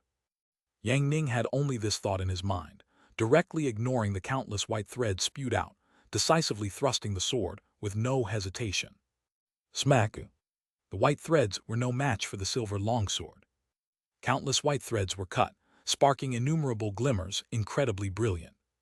The longsword, like a stream of light, went straight to the pupil of the wood puppet monster's left eye. A mere inch away, at this moment, the wood puppet monster suddenly opened its eyes wide. Roared! The wood puppet monster let out an earth-shattering roar. Whether it was Yang Ning in front of it or Xia Hong and others on the ground, all could feel the endless anger and madness in the giant roar of the wood puppet monster. It must be because the ascension was interrupted, hence such anger. This thought flashed through Xia Hong's mind. Just as he wanted to look up, a terrifying pressure came from above, making his heart skip a beat, hastily retreating backward. At this moment, the small 3-inch knife in the wood puppet monster's hand had somehow transformed into a massive black blade over 10 meters long, its blade encircled with black aura, exuding an immense, terrifying power. With a body over 20 meters high holding this fearsome large blade, The wood puppet monster seemed like a demon god incarnate, chilling to the bone. Bang! With just a light wave of the blade, it sent both Yang Ning and his longsword flying over 100 meters, slamming directly against the rocky wall on the left side of the valley. Judging by the impact, Yang Ning was likely embedded more than 5 or 6 meters deep into the mountain. Although the ascension failed, its power still became stronger. Standing over 10 meters back, Xia Hong's face flashed with a hint of fear, turning to shout at Yue Feng, Yuan Cheng, and others. "We run!" Luo Ming, Li Hu, and even Yang Ning, who had just freed himself from the rock wall, were dumbfounded hearing Xia Hong's words. In fact, not just them. Even Yuan Cheng, Yue Feng, and the 5 others didn't react immediately, the leader planning to lead them away. But soon, their unconditional trust in Xia Hong made Yuan Cheng and the others discard their confusion, following after him, running toward the cave's exit together. This cowardly, useless scum. Among them, Li Hu, who had the biggest issue with Xia Hong, was extremely frustrated, feeling like his heart was on fire. If not for the wrong timing, he might have struck Xia Hong down directly. At such a critical moment, Xia Hong turned to flee for his life. It's not that Xia Hong was extremely essential, but with just 7 earth-digging realm in total, losing one meant the remaining 6 felt even more pressure. Little bastard trying to escape. The wood puppet monster, who had not spoken a word until now, unexpectedly let out a mocking voice upon seeing Xia Hong attempting to flee, seemingly calming down some of its anger over its disrupted ascension. Of course, despite its taunt, the wood puppet monster's movements were not slow at all. It raised the black blade over 10 meters long in its hand, swinging it fiercely toward Xia Hong and his group. The black aura on the blade seemed to have its own life, transforming into a black blade edge. Even before it hit the ground, just the pressure left a terrifying crack over a meter deep on the ground. Dodge to the right. Perceiving the edge coming from above, Xia Hong shouted a warning to Yuan Cheng and the others beside him. All 5 frantically dodged to the right, while Xia Hong alone went left. The blade edge followed him left, its target clearly just him. Bang! The massive force of the black blade edge cleaved into the ground, raising a cloud over 100 meters high, instantly covering the entire valley, making it impossible for anyone to see what's inside. After more than 10 breaths, the dust slowly settled. Seeing the scene within, everyone's faces turned aghast, pupils shrinking suddenly. That cut had carved a trench 7 or 8 meters deep. The trench stretched more than 20 or 30 meters long. Just the extending blade aura had forcibly cut open the rubble pile at the valley's entrance. Leader! Leader! On the right, Yuan Cheng, Yue Feng, and the 5 others weren't concerned about the trench. All 5 anxiously shouted, hoping to get a response from Xia Hong. Unfortunately, despite calling out over 10 times, no one responded. Sigh. From the distance, Luo Ming sighed softly, his face tinged with regret. Honestly, from meeting Xia Hong at Redwood Ridge until now, which wasn't even a few hours, this young man's wit and decisiveness already left a deep impression on him. Among the camps surrounding Redwood Ridge, Luo Ming was sure that someone as outstanding as Xia Hong was hard to find. Who would have thought that such a talent could not withstand the fear of death? At the moment Xia Hong fled, Luo Ming wasn't angry, just a bit disappointed. Whether facing cold beast or deceitful monster, once fear arises, it often means death, a common understanding among leaders like them. Meanwhile, Li Hu's face showed a gratifying smile. Yang Ning didn't speak, just shook his head, showing a slight disdain in his eyes. The happiest on the scene was the wood puppet monster. Apparently believing Xia Hong was dead, it let out a sinister laugh. Laughing while retracting its black blade from the ground, placing it on its shoulder, it lowered its head to inspect the trench, eager to see Xia Hong's corpse. Chapter 64, letting these 2 kids off easy. The wood puppet monster peered into the ravine, noticing Xia Hong's beast skin clothing lying quietly at the bottom, surrounded by bloodstains. Its laughter turned increasingly sinister and rampant, even carrying a hint of glee. Whoosh! It leaned forward with interest, blowing a breath into the ravine. The airflow turned into a gentle breeze, blowing the beast's skin clothing aside, evidently wanting to take a closer look at Xia Hong's body. But with that blow, its expression changed drastically. Underneath the beast's skin clothing, it was empty, with only a smear of blood left. Where was Xia Hong's body? The wood puppet monster's face showed shock, and it suddenly turned its head to look at the large sword on its right shoulder. Its scarlet pupils contracted sharply. The previous slash was too heavy, lifting a lot of dirt from the ground. The wood puppet monster didn't notice anything unusual, never expecting that Xia Hong had evaded the slash and hidden in the soil, hanging onto the sword, and was lifted along with it. Boom! Xia Hong, who had been clinging to the blade, suddenly burst out from a mound of soil like a cannonball, diving forward along the sword. The large sword had already been carried backward over the wood puppet monster's shoulder, and in an instant, Xia Hong charged to its right shoulder, raised the sword, and aimed at the wood puppet monster's head. This sudden, shocking turn of events not only stunned the wood puppet monster, but also left everyone else present in awe. Xia Hong had somehow evaded that slash. But since he'd evaded it, why pretend to be dead? Moreover, why cling onto the sword to get closer to the wood puppet monster's head? The wood puppet monster seemed to realize something, and amidst the contraction of its scarlet pupils, a look of terror emerged. It frantically tried to turn its head and swing its large sword to dislodge Xia Hong from its shoulder. But the distance between them was just too close, too close. As Xia Hong raised the sword for the strike, he hurled a fist-sized black ink block forward, his face suddenly becoming ferocious, and then struck with the sword. Slash! Xia Hong's strike, gathering almost all his strength, hacked into the wood puppet monster's temple along with the ink block, embedding almost the entire blade inside, leaving only the hilt outside. Upon seeing the black ink block, the horror in the wood puppet monster's pupils turned into sheer fear. And when Xia Hong embedded the sword along with the ink block into the right temple, the ink block transformed into countless streams of black fire oil, flooding into the head. The white threads inside the wound caught fire the moment they touched the fire oil. That entire mass of ink block released so much fire oil, and with Xia Hong's strike, the fire oil exploded everywhere, almost soaking the entire head. Hiss! Even the parts of the face that barely touched the fire oil emitted thick black smoke. The interior, filled with the majority of the fire oil, burst into flames, instantly spreading. The entire head of the wood puppet monster was engulfed in roaring flames, from the inside out. The agonizing pain from the inside caused it to let out piercing screams. "You little bastard, you tricked me, you tricked me, ah!" The wood puppet monster's legs had just been injured by the torch, rendering them immobile, but the pain from the head made it struggle and roar continuously, the large sword wildly striking the ground, naturally aiming for Xia Hong, who it had already flung away. Boom, boom, boom. It frantically swung at Xia Hong, each strike making the ground of the entire valley tremble endlessly, while its mouth incessantly emitted cries of pain and venomous curses. "Tricked me, you little bastard, how dare you trick me, ah!" The air waves created by the 10-meter-long sword swings almost plowed through the entire valley floor.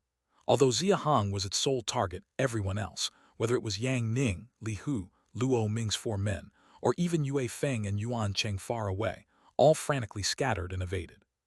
If the others were in such a state, Xia Hong, being the target, had it even worse. Xia Hong stumbled and dodged in desperation, not daring to look back at the wood puppet monster, but sensing the decreasing strength of its sword strikes, a hint of a cold smile crept across his slightly pale face. Others might not understand the wood puppet monster's frenzy, but he knew. The wood puppet monster was talking about the solidified fire oil. From the beginning, when entering the valley, Xia Hong was aware that every move they made was likely being observed by the enemy. So he didn't take out the solidified fire oil right away to confront them, but followed Luo Ming and the others into the wooden cabin. What happened afterward in the wooden cabin was exactly as he expected. The wood puppet monster used those fake puppets mixed in with real people to deplete his solidified fire oil. This undoubtedly further confirmed that the enemy greatly feared the solidified fire oil. At that moment, Xia Hong deliberately concealed the fact that he had brought 4 pieces of solidified fire oil with him this time. He had given one to Xia Chuan earlier, and he still had 3 on him, but he told Luo Ming he only had 2. In fact, those words were intentionally said for the wood puppet monster to hear. And when they reached the outside, after the giant wooden puppet had expended those 2 pieces of solidified fire oil, the wood puppet monster revealed itself. At that point, Xia Hong realized that the lie he had previously told had taken effect. From observing how the wood puppet monster could simultaneously handle all 7 of them without losing ground, one could infer it purposely tangled with Yang Ning and Li Hu on the mountaintop. It wasn't afraid of the 2 of them, but of the solidified fire oil. Yet one must admit, the wood puppet monster was excessively cautious.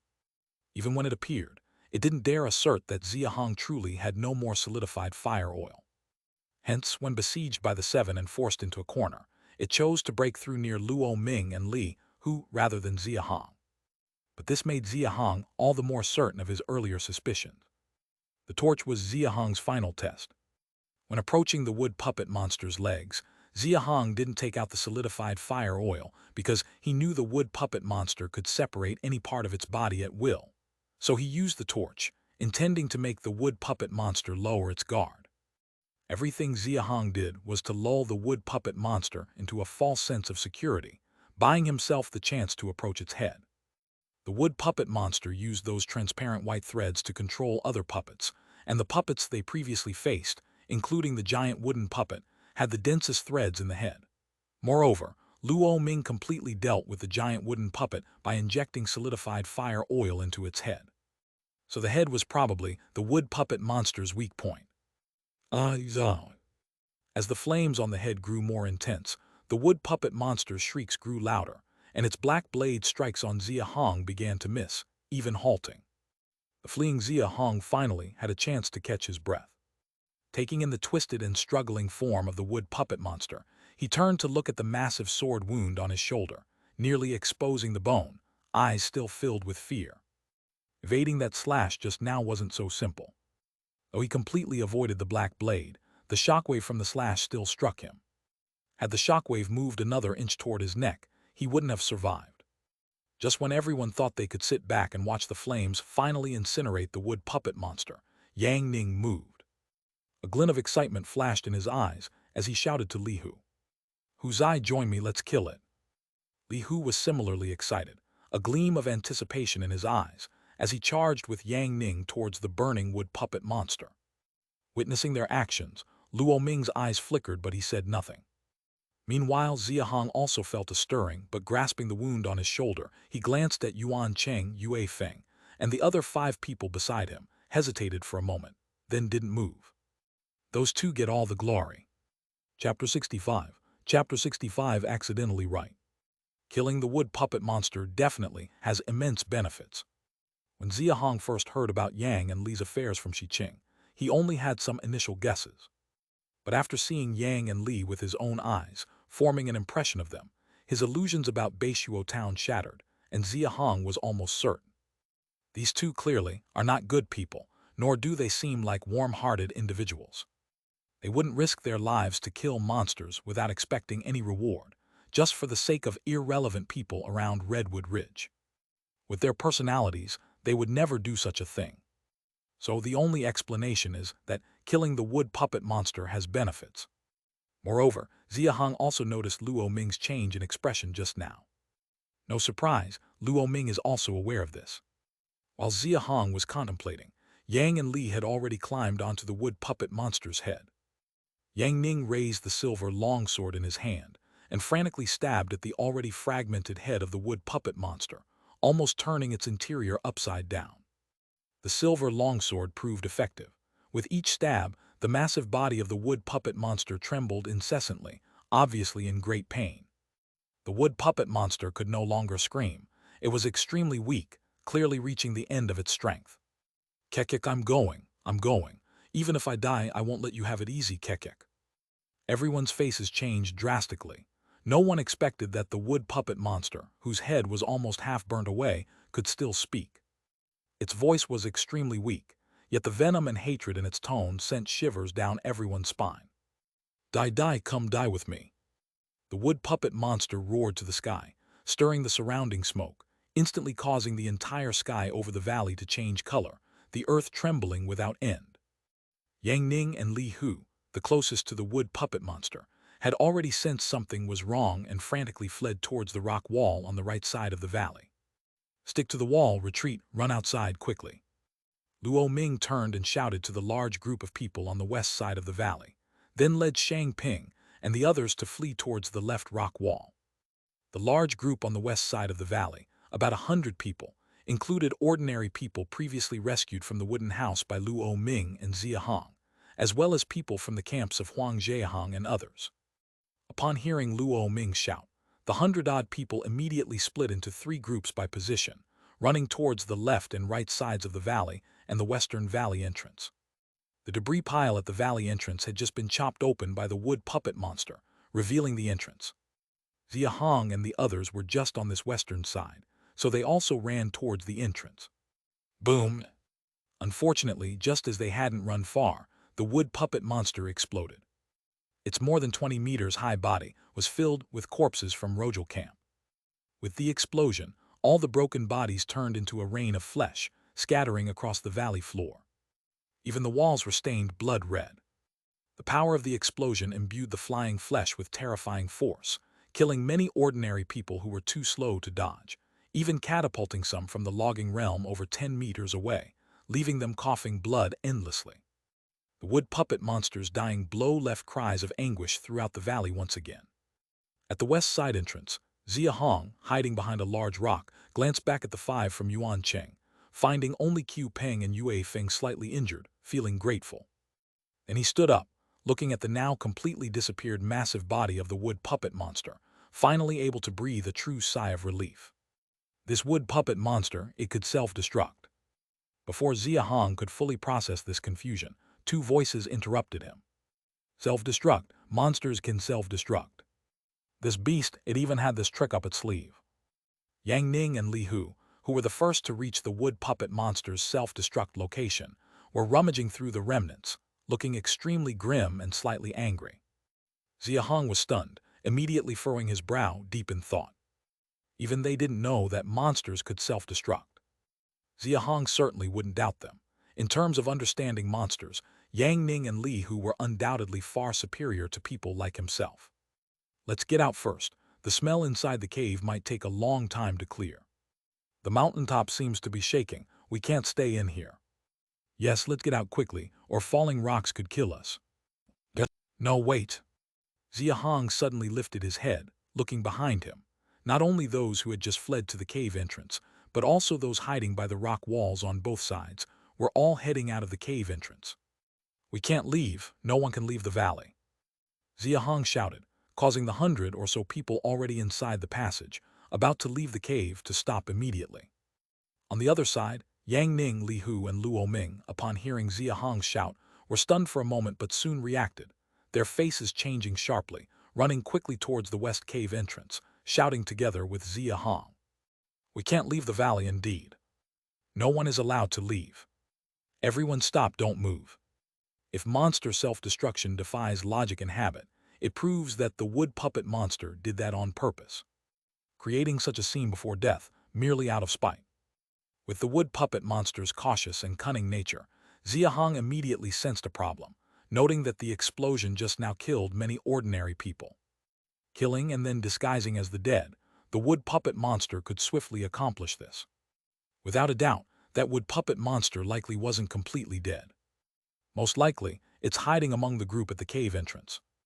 Unclear about the wood puppet monster's current state, Xia Hong didn't rashly rush into the crowd at the cave entrance, instead slowly approaching, waiting until Yang, Li, and Luo Ming came over before walking to the passage entrance together. Keep in mind, Rojal Camp's valley passage is a full 30 meters long. The 100 or so people crowded in earlier hadn't completely blocked it, but took up a substantial portion. Everyone get back, move back one by one, don't panic. Yang Ning was anxious, ordering everyone to retreat back into the valley through the tunnel. The ordinary people obediently headed back. But suddenly, a voice came from the back of the crowd. Someone still trying to get out, stop, brother. Upon hearing this, Xia Hong and the others inside the cave turned pale. The tunnel was only 30 meters long. No one could fail to hear their words. The one still rushing out at this time could only be the wood puppet monster. Get out of my way. Li Hu roared, ignoring the people blocking the entrance, lunging forward, scattering them all aside. Yang Ning was even faster, leaping forward, stepping on people's heads, charging into the tunnel. As the crowd dispersed, Xia Hong and the trio with Luo Ming quickly followed. But just as they entered the cave entrance, a pitiful weak scream sounded from outside. It was the wood puppet monster's cry. "You little bastard, stop it now." Xia Hong suddenly remembered something. His expression froze for a moment. Then, upon hearing Li Hu's furious shout from behind, he sped up, rushing outside. Chapter 66. Chapter 66. When one follows the way, one has many helpers. When one loses the way, help is scarce. If asked, on this thrilling night of battle with the wood puppet monster, who was the most relaxed, it definitely wasn't the strongest, Yang Ning and Li Hu. It was Xia Chuan, who had stayed outside the entrance of the valley. The commotion inside the valley was so loud, especially towards the end, that the ground was shaking. Even someone outside the passage, within a few hundred meters, could hear it clearly. These noises echoed in Xia Chuan's ears, worrying him deeply. He was like an ant on a hot pan outside, anxious about Xia Hong and the safety of everyone at the great Xia camp, wanting countless times to rush in and help. In the beginning, he had even taken a few steps into the passage a few times. By a stroke of fate, one time he was ready to go in and check on the situation. A large pile of rubble fell from above and blocked the inner entrance of the passage, preventing him from going in. When the passage opened later, Xia Chuan hesitated to go in again. Remembering Xia Hong's instructions before he went in, he ultimately gave up. Whether it was Xia Hong, Luo Ming, or Yang Ning and Li Hu, their strength was all greater than his. Rojal Camp and the other 4 camps, making a total of 5 camps, had plenty of logging realm combat power and didn't need him. Even if he went in, he probably couldn't help much. He might as well follow his elder brother's advice and continue guarding the entrance. If he rushed in and disrupted Xia Hong's plans, it could cause more harm than good. With this thought, even when the noise from the valley subsided later, Xia Chuan had no intention of going in and chose to continue guarding outside. Until just now, when he sensed someone coming out of the passage, Xia Chuan immediately got alert, moved closer to the entrance, and became vigilant. Coming closer to the entrance, he could also hear Xia Hong's voice from inside. He heard his elder brother instruct people not to walk out, and the 3 voices that followed conveyed the same message, and he instantly realized his responsibility. As expected, when he saw all the shadows in the cave retreating into the valley, only one person sneaking toward the entrance, Xia Chuan became immediately prepared. Unfortunately, the person hadn't managed to feel happy at the exit when their foot inexplicably caught fire. At the moment of ignition, Xia Chuan, hiding to the side, charged out without hesitation and swung the stone axe in his hand forcefully toward the person's head. Following Xia Hong's earlier orders, he had already coated the exit with a layer of solidified fire oil, causing anyone who stepped on it to catch fire, revealing the person's identity. "Little bastard, stop immediately." Before the stone axe could land, Xia Chuan heard Li Hu's furious voice. But Xia Hong had instructed earlier that no matter who came out, they should be attacked directly. Moreover, he could determine that the one coming out was the wood puppet monster. Plus, he already disliked Li Hu. With all these factors combined, there was no way Xia Chuan would stop. The stone axe cleaved into the person's forehead, and a dense black mist immediately spurted out of the wound. Before Xia Chuan could withdraw, 3 beams of golden light shot out from the black mist and flew straight into his forehead, disappearing instantly. The 3 beams of golden light embedded in his mind caused Xia Chuan intense pain, making him instinctively want to call out to his elder brother, Xia Hong. But before he could make a sound, a fierce kick landed on his chest. Bang! Xia Chuan's body was sent flying 5 or 6 meters back like a cannonball. Already suffering from excruciating head pain, the kick made Xia Chuan instantly unconscious, lying on the ground, losing all consciousness. "Stop, you filthy dog." Xia Hong, having just rushed out of the cave entrance, saw Xia Chuan was kicked 5 or 6 meters by Li Hu, and anger surged like a flame within him. Xia Hong cursed angrily, hurling the large knife at Li Hu, then rushed to Xia Chuan's side, lifting him up to check, and was relieved to find that Xia Chuan was still breathing, merely unconscious. Li Hu casually deflected the knife thrown by Xia Hong, his face still full of rage, and even his gaze at Xia Hong and Xia Chuan held a hint of murderous intent. Not only him, even Yang Ning beside him was staring intently at Xia Chuan, cold beams flashing continually in his eyes. "Sigh." Xia Hong exhaled softly, looked up at the 2, and said with a hint of mockery, "Gentlemen, it seems the treasure was not meant for you." Despite being furious at Li who for just now, Xia Hong couldn't deny that his heart was bursting with joy at that moment. Who would have thought that Xia Chuan, who had done nothing and stood guard at the entrance the whole time, would end up receiving such a boon? Judging by Yang's and Li's reactions, those 3 beams of golden light were incredibly precious, something beyond imagination. After all, these 2 hail from Beishuo town, with a population over 100,000, certainly having seen many luxuries. Even they were coveting it, desperate enough to risk their lives for it. Xia Chuan must have stumbled upon an incredible fortune. Not meant for us, do you think you bunch of inept fools can stop me? Of course, he still had to deal with the immediate threat.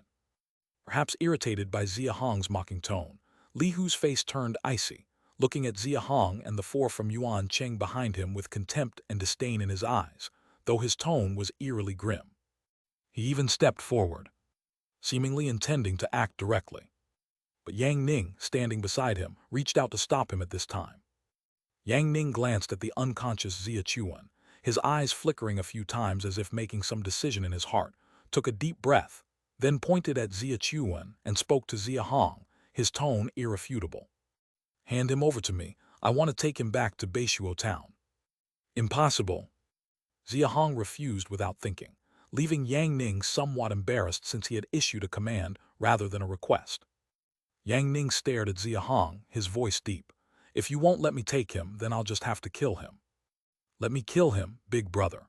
These fools aren't fit to have such a precious thing anyway. It will only get snatched by other deceitful monsters one day. Li Hu took another 2 steps forward. He had long been displeased with Xia Hong, and since Xia Chuan and a few from Yuan Cheng had previously rebutted him at Redwood Ridge, he harbored a deep grudge, wishing dearly to take action against them.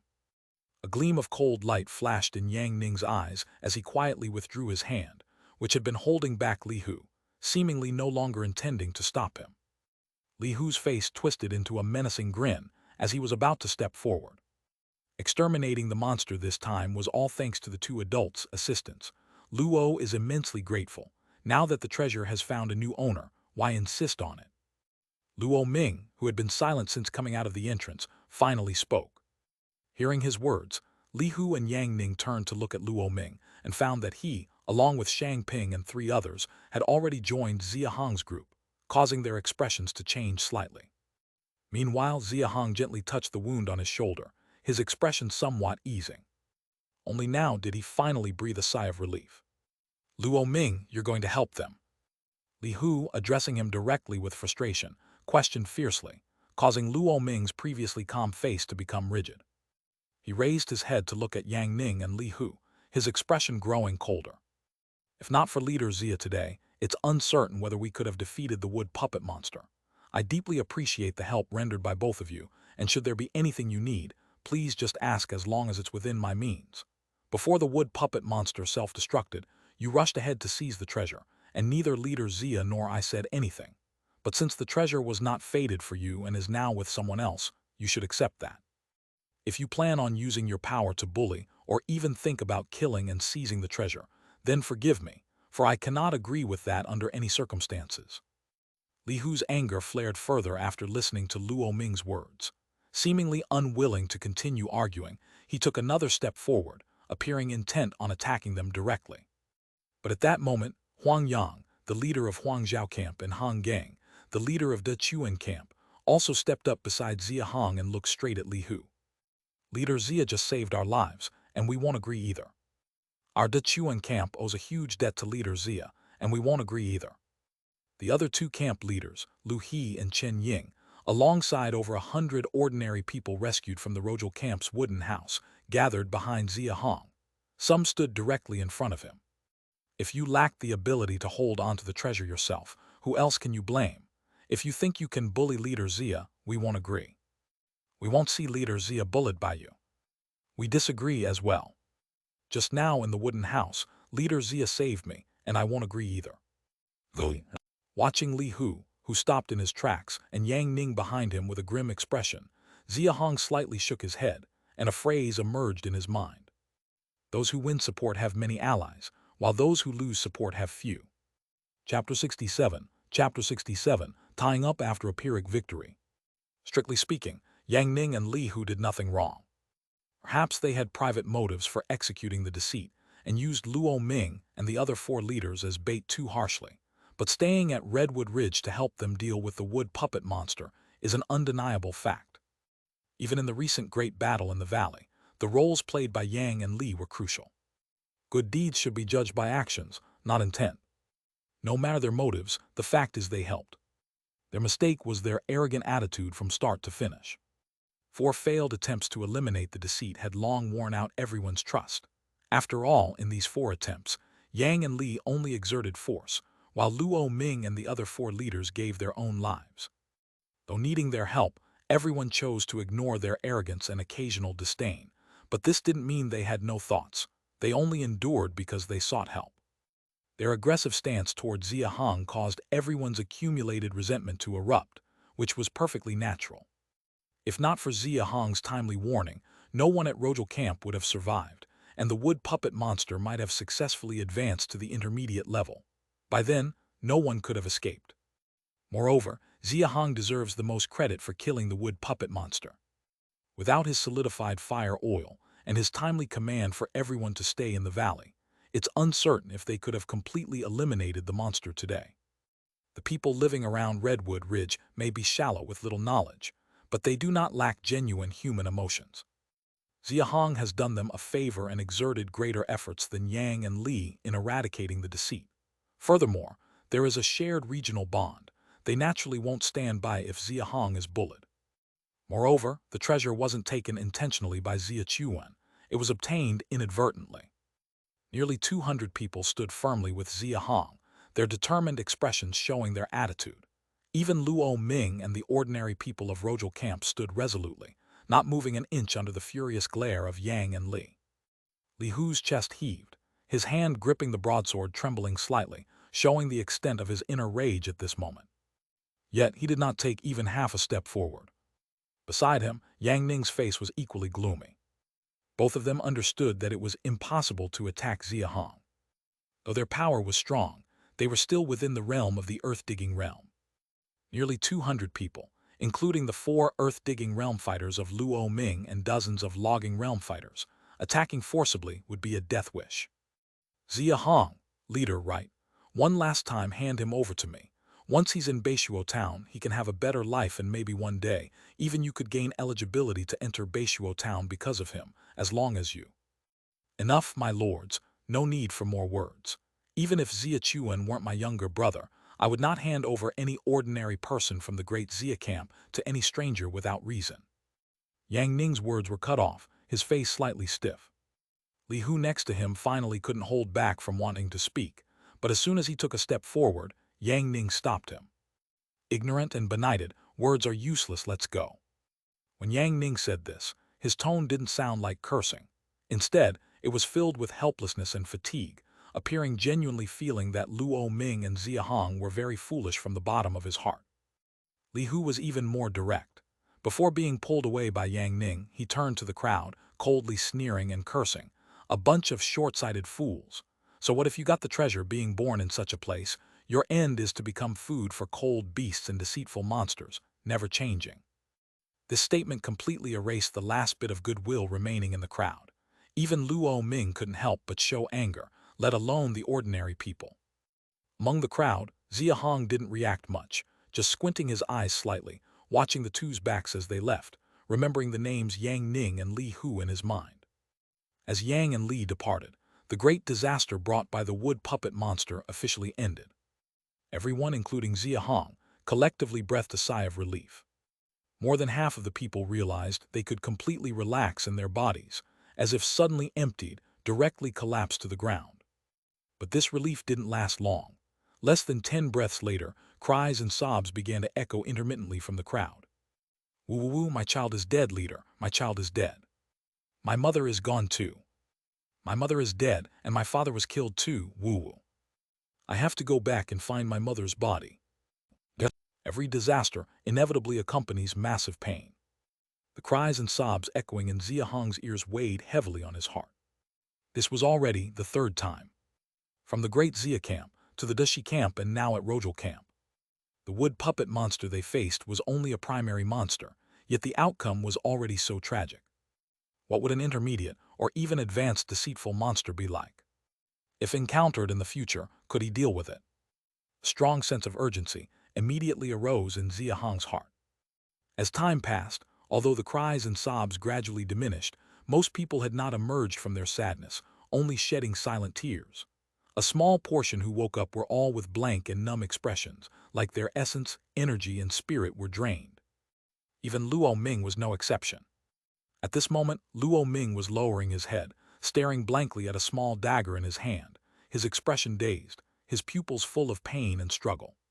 That small dagger was previously used by a puppet which ambushed Luo Ming in a wooden cabin, which was Luo Ming's eldest son, Luo Yun. Like the ordinary people of the camp, leader Luo Ming also lost his eldest son, wife, and his father, Luo Feng. Rojal Camp had a total population of over 1,300. Though not yet fully counted, Xia Hong estimated that the death toll before and after combined was at least over 1,000. It's not an exaggeration to say it was mourning in every household. Xia Hong sighed slightly, turned his head to glance at the sky, then quickly walked to Luo Ming's side, patted his shoulder and said, "Leader Luo, my condolences. It's best to calm everyone and return to the valley to tidy up. It's almost dawn and it's unsafe to stay outside." Luo Ming was awakened by the pat, immediately turned his head to look at the sky, finding that the dawn light indeed appeared.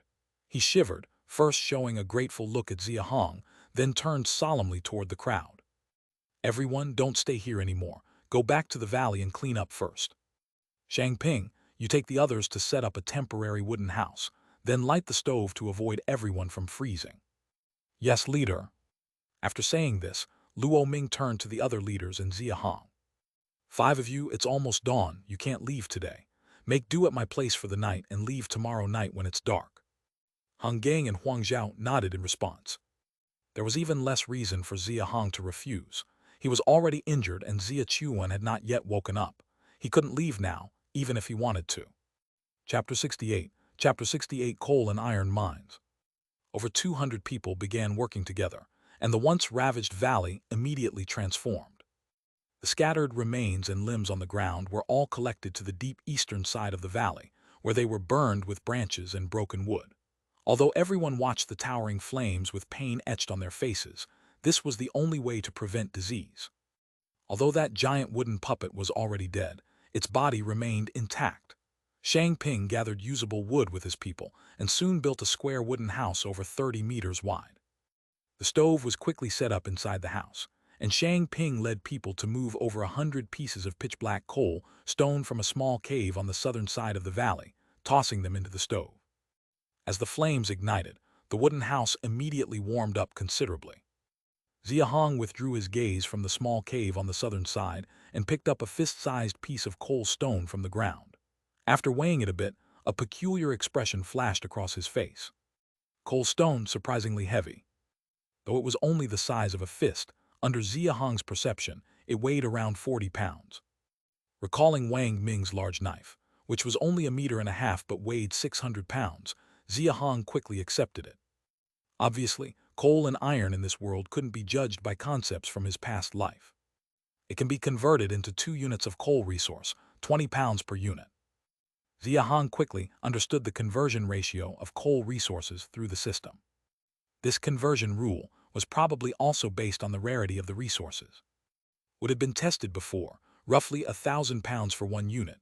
Coal was 20 pounds for 1 unit. Iron was 10 pounds for 1 unit. As Xia Hong pondered, Yuan Cheng suddenly came over. "Leader, the heat produced by burning coal is several times higher than wood, and its radiation range is wider. I just asked people from Rojal Camp.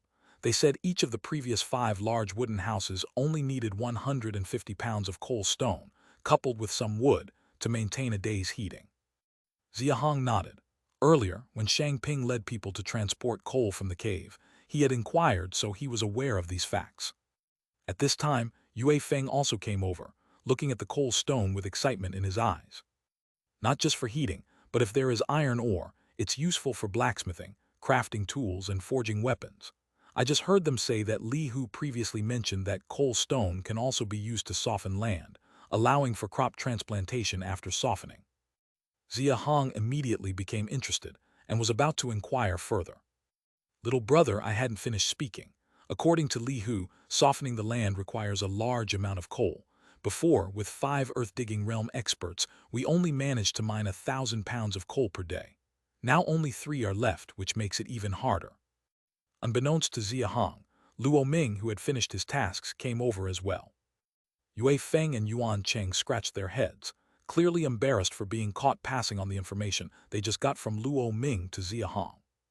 Luo Ming waved nonchalantly, indicating it was no big deal, and then looked at Xia Hong, saying, "Leader Xia, are you worried about not finding coal and iron mines?"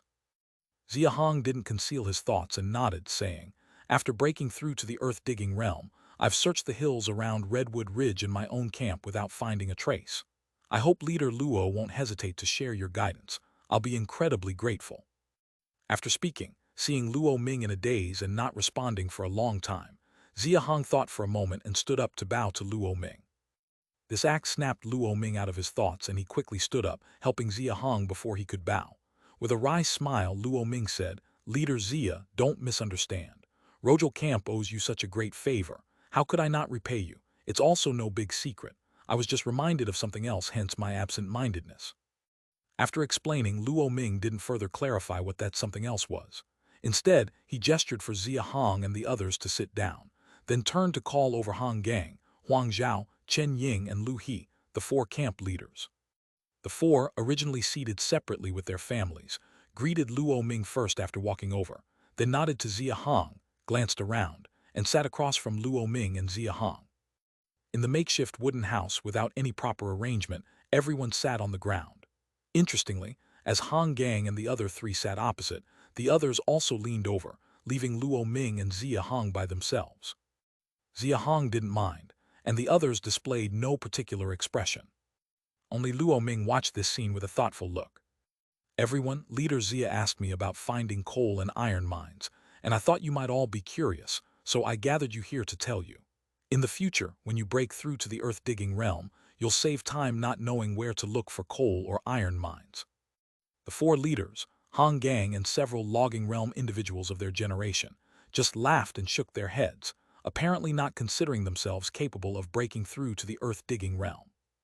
Yet those younger logging realm individuals behind them showed a look of eager anticipation, seemingly more confident than their elders. And the most peculiar was the group behind Xia Hong, including Yue Feng. With Lin Kai busy taking care of Xia Chuan, Yuan Cheng, Yue Feng, Qiu Peng, and Lu Yang displayed excitement, even leaning forward, clearly intending to listen carefully to what Luo Ming was about to say. Taking in the reactions of all 3 groups, Luo Ming then slowly began to speak. "Let's start with coal mines. You guys must be familiar with the golden frost tree, right?"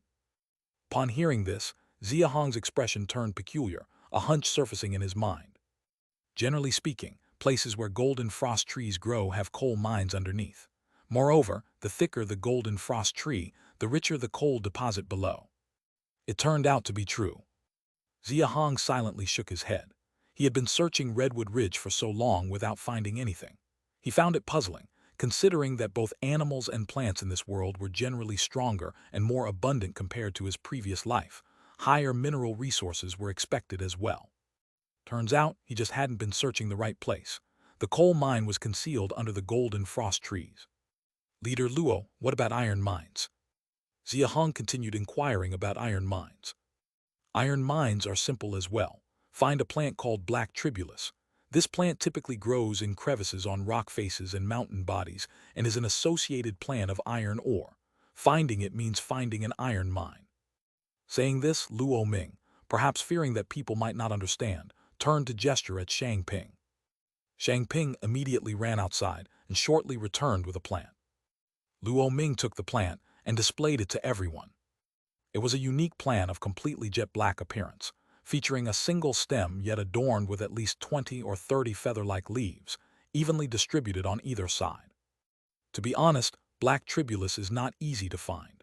The iron mine currently tapped by Rojal Camp was passed down from several generations ago. To this day, no new iron mines have been discovered. After pausing here, Luo Ming shook his head and continued. "But no need to find new ones either. Based on the strength of our camps here in Redwood Ridge, basically discovering one vein is enough to last many generations." Upon hearing this, the others chuckled softly. True enough, the iron mine at Rojal Camp had been excavated for several generations, yet iron tools were still not widely used throughout the camp, indicating the high difficulty of extracting iron ore. While others were chuckling softly, Xia Hong furrowed his brow, a sense of heaviness in his heart. Finding iron mines was already hard, and based on Luo Ming's words once found, the extraction process was even more challenging. For someone like him who needed immense resources, this was not good news at all. Leader Chuan has woken up. In deep thought, Xia Hong was interrupted by Lin Kai's voice and hurriedly got up to go over there. Both Yuan Cheng and Yue Feng, along with the other two, quickly followed behind him. Chapter 69. Chapter 69. Xia Chuan awakens. Brother, it feels like there's a lot more in my mind now. Before Xia Hong could speak, Xia Chuan, who had just awakened, spoke first. What is it? Xia Chuan didn't answer. He just extended both of his hands with a strange look in his eyes, then opened his palms and closed his eyes, as if he were trying to channel something. After a moment, 2 wisps of black energy suddenly rose from his palms. The black energy swirled for 3 or 4 seconds before gradually dissipating. Once it had faded, a 3-inch small knife and a bundle of transparent thread appeared in Xia Chuan's hands respectively. Aren't these the things from that wood puppet monster? Yuan Cheng, speaking his mind, was the first to shout excitedly. Xia Hong immediately recognized them as items from the wood puppet monster as well, but unlike Yuan Cheng's excitement, he looked at Xia Chuan with some concern. Upon seeing the small knife and thread in his hands, Xia Chuan's daze vanished completely, replaced by a deep excitement, as if a thought in his mind had been confirmed. Brother, don't worry, I've gained immense benefits, ha ha ha. After a long moment of excitement, Xia Chuan looked up, saw Xia Hong's expression, and quickly tried to reassure him. Still incredibly excited, he continued. In my mind, there's an inheritance of puppetry, and there's also a vast amount of information about various woods and plants. It all must come from that wood puppet monster. Inheritance, small knife thread. Xia Hong remembered the 3 golden lights from earlier, and suddenly understood. The 3 trump cards of the wood puppet monster were indeed the puppetry technique, the thread, and the small knife. No wonder Yang Ning and Li, who coveted the wood puppet monster so much. Xia Chuan might truly have received an extraordinary gift this time. If he can fully grasp those 3 things from the wood puppet monster, Xia Chuan's potential for future growth would be limitless. Even Yue Feng and the others couldn't help but look at Xia Chuan with envy. Xia Hong wasn't as excited, mainly because of his limited understanding of such deceitful creatures, but judging from Yang Ning and Li Hu's reactions, the things Xia Chuan gained shouldn't pose much of a problem. Even if there are any side effects, they should be within controllable limits. With that settled in his mind, Xia Hong stopped worrying and instead instructed everyone to rest. All right, don't celebrate too early. We don't know if there are any side effects. Let's rest first, and we will return to the camp when it gets dark tomorrow. Daylight had already arrived, and after a night of exhaustion, no one felt like talking. Once Xia Hong took the lead in laying down, the others followed suit in sleeping. Soon, the wooden house was filled with various sounds of snoring. However, among the snores, there were also a few quiet sobs. Luo Ming, sitting by the coal stove, couldn't sleep at all. Thinking of his wife, eldest son Luo Yun, father Luo Feng, and the 1,000 others who died last night, he was filled with immense pain and self-reproach. Father, don't be sad. Cheng is still here, the camp is still here, and the wood puppet monster has been destroyed. We are no longer in danger. A slightly childish voice reached his ears, and Luo Ming turned to find his 8-year-old son, Luo Cheng, standing beside him. Seeing the clearly visible tear stains on his young son's face, he knew that Cheng had cried earlier as well. Yet, despite this, he still remembered to comfort his useless father. Unable to hold back any longer, Luo Ming pulled his son into his arms. Amid his heartache, he also felt an immense sense of relief. Relief because he still had his one and only son, Luo Cheng. It was a stroke of luck, perhaps due to the assumption that children couldn't disguise themselves well, that the wood puppet monster only killed adults in the wooden house. Quite a few children survived, and his little Luo Cheng was one of them. Cheng, your father swears he will never let anything happen to you again. I will see you marry, have children, and live a long, full life. Holding his young son, Luo Ming spoke slowly, the words seeming spoken to himself and to his deceased wife and eldest son, resolute determination filling his expression.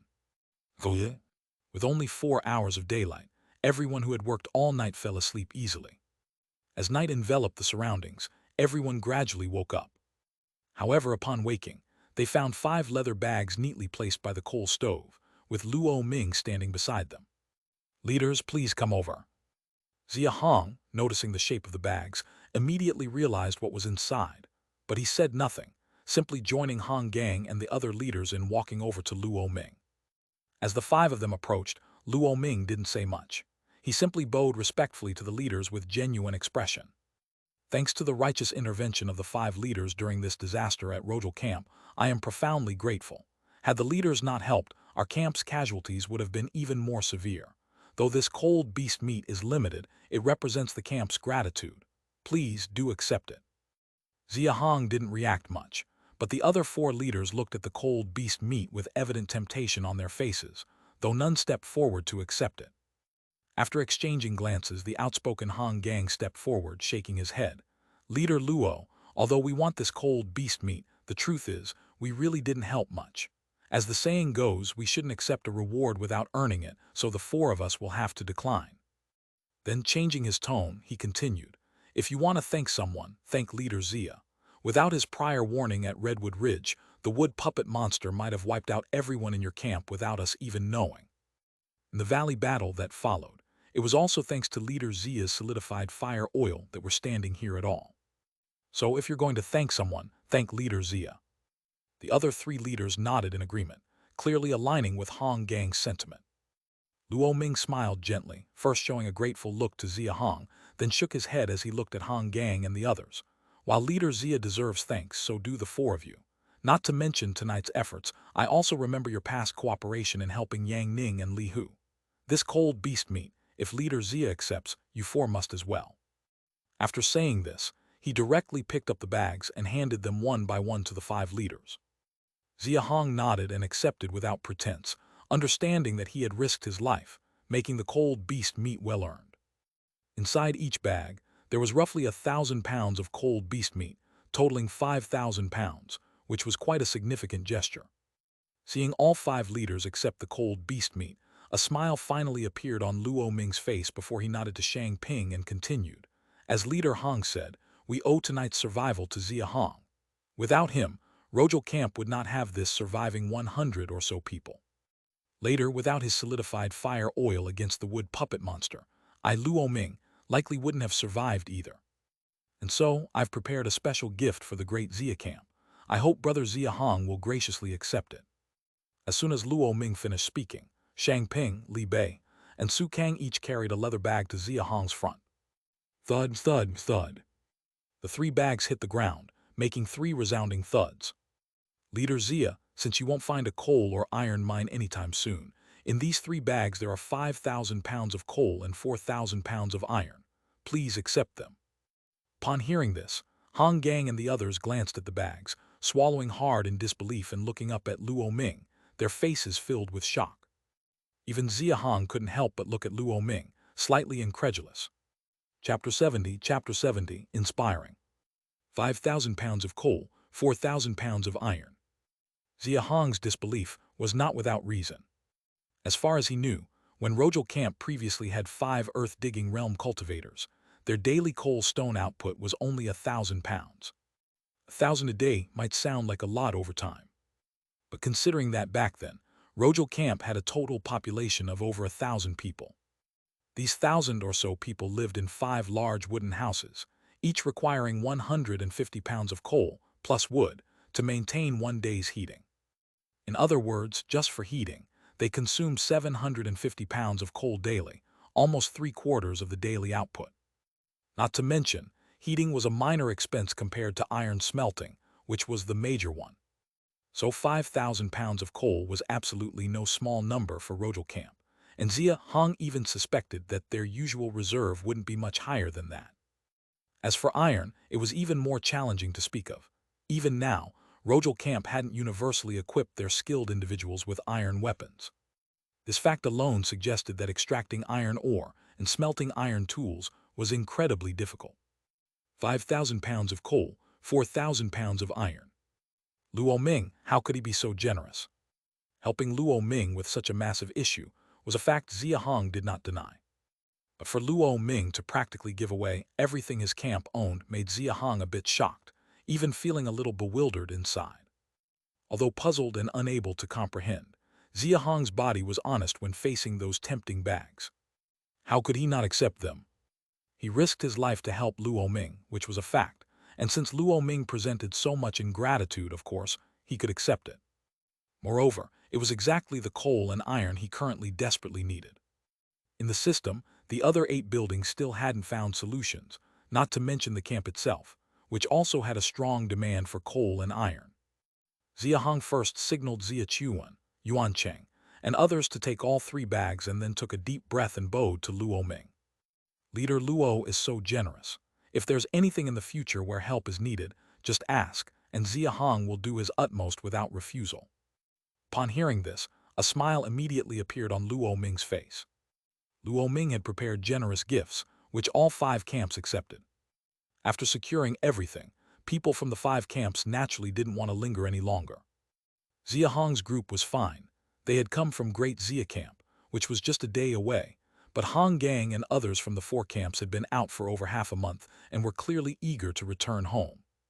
Upon exiting Rojal Camp's cave and bidding farewell to Luo Ming, everyone set off on their journey back. Since everyone had to head towards Redwood Ridge first and then back to their respective camps, they didn't separate. During the walk to Redwood Ridge, Xia Hong deliberately observed people from the 4 camps. Honestly speaking, the 4 camps were the most tragic this time. According to Luo Ming, 43 people, including 4 leaders, came this time to eliminate the monster. Yet now only 10 remain. Da Chuan and Huang Zhao each with 3, Chen Yi and Lu Shang each with 2. The dead weren't just 33 ordinary people, but 33 logging realm combatants, the backbone of the camps. Losing so many at once, life for these camps would likely be difficult for some time. Silently sighing in his heart, Xia Hong said nothing further. Chen Yi and Lu Shang's camps were north of Rojal Camp, so they bade farewell to Xia Hong and others upon entering Redwood Ridge and headed north. Da Chuan and Huang Zhao's camps were south of Rojal Camp, thus on the same path as Xia Hong and others.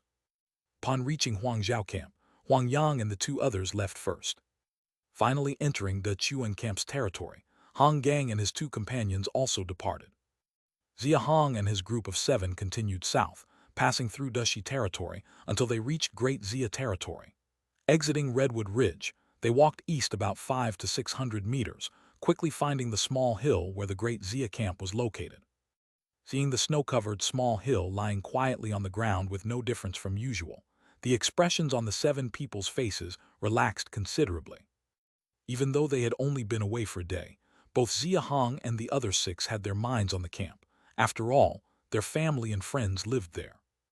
Additionally, having witnessed human tragedies at Rojal Camp, seeing their camp safe and sound made them cherish it even more. Xia Chuan rushed to the cave entrance and shouted inside. The rain from all directions can't match the rain of our Redwood Ridge. Dragon Gate Mountain has rain, Snowland Tiger comes down the hill. A sound of surprise came from inside, and the trees blocking the entrance were quickly pushed aside by Su En, Liu Yuan and Li Yuankun, who greeted them with joy. The leader has returned. I told you the leader would be all right. Besides the 3, some young people from the camp also came out to welcome them. Seeing that all 7 of them had returned, each carrying 4 large bags, smiles appeared on everyone's faces. Upon entering the camp with the 6 others, Xia Hong noticed Su En preparing to lead people to seal the entrance again. He immediately stopped him. No need to seal it.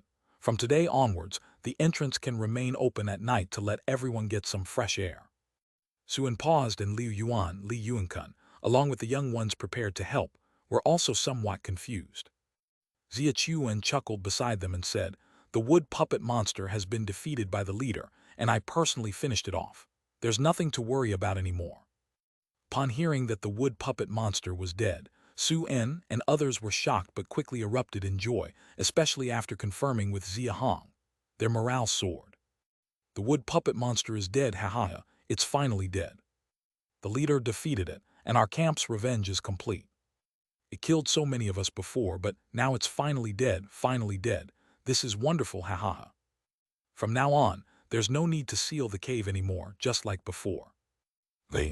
The wood puppet monster had afflicted more than just Rojal Camp. Great Xia was the same. Of course, there was also Dashi Camp. Previously, the remaining nearly 200 people from Dashi were also in the cave. But they gathered on the right side of the furnace, quite distant, showing a clear division from people of the Great Xia Camp.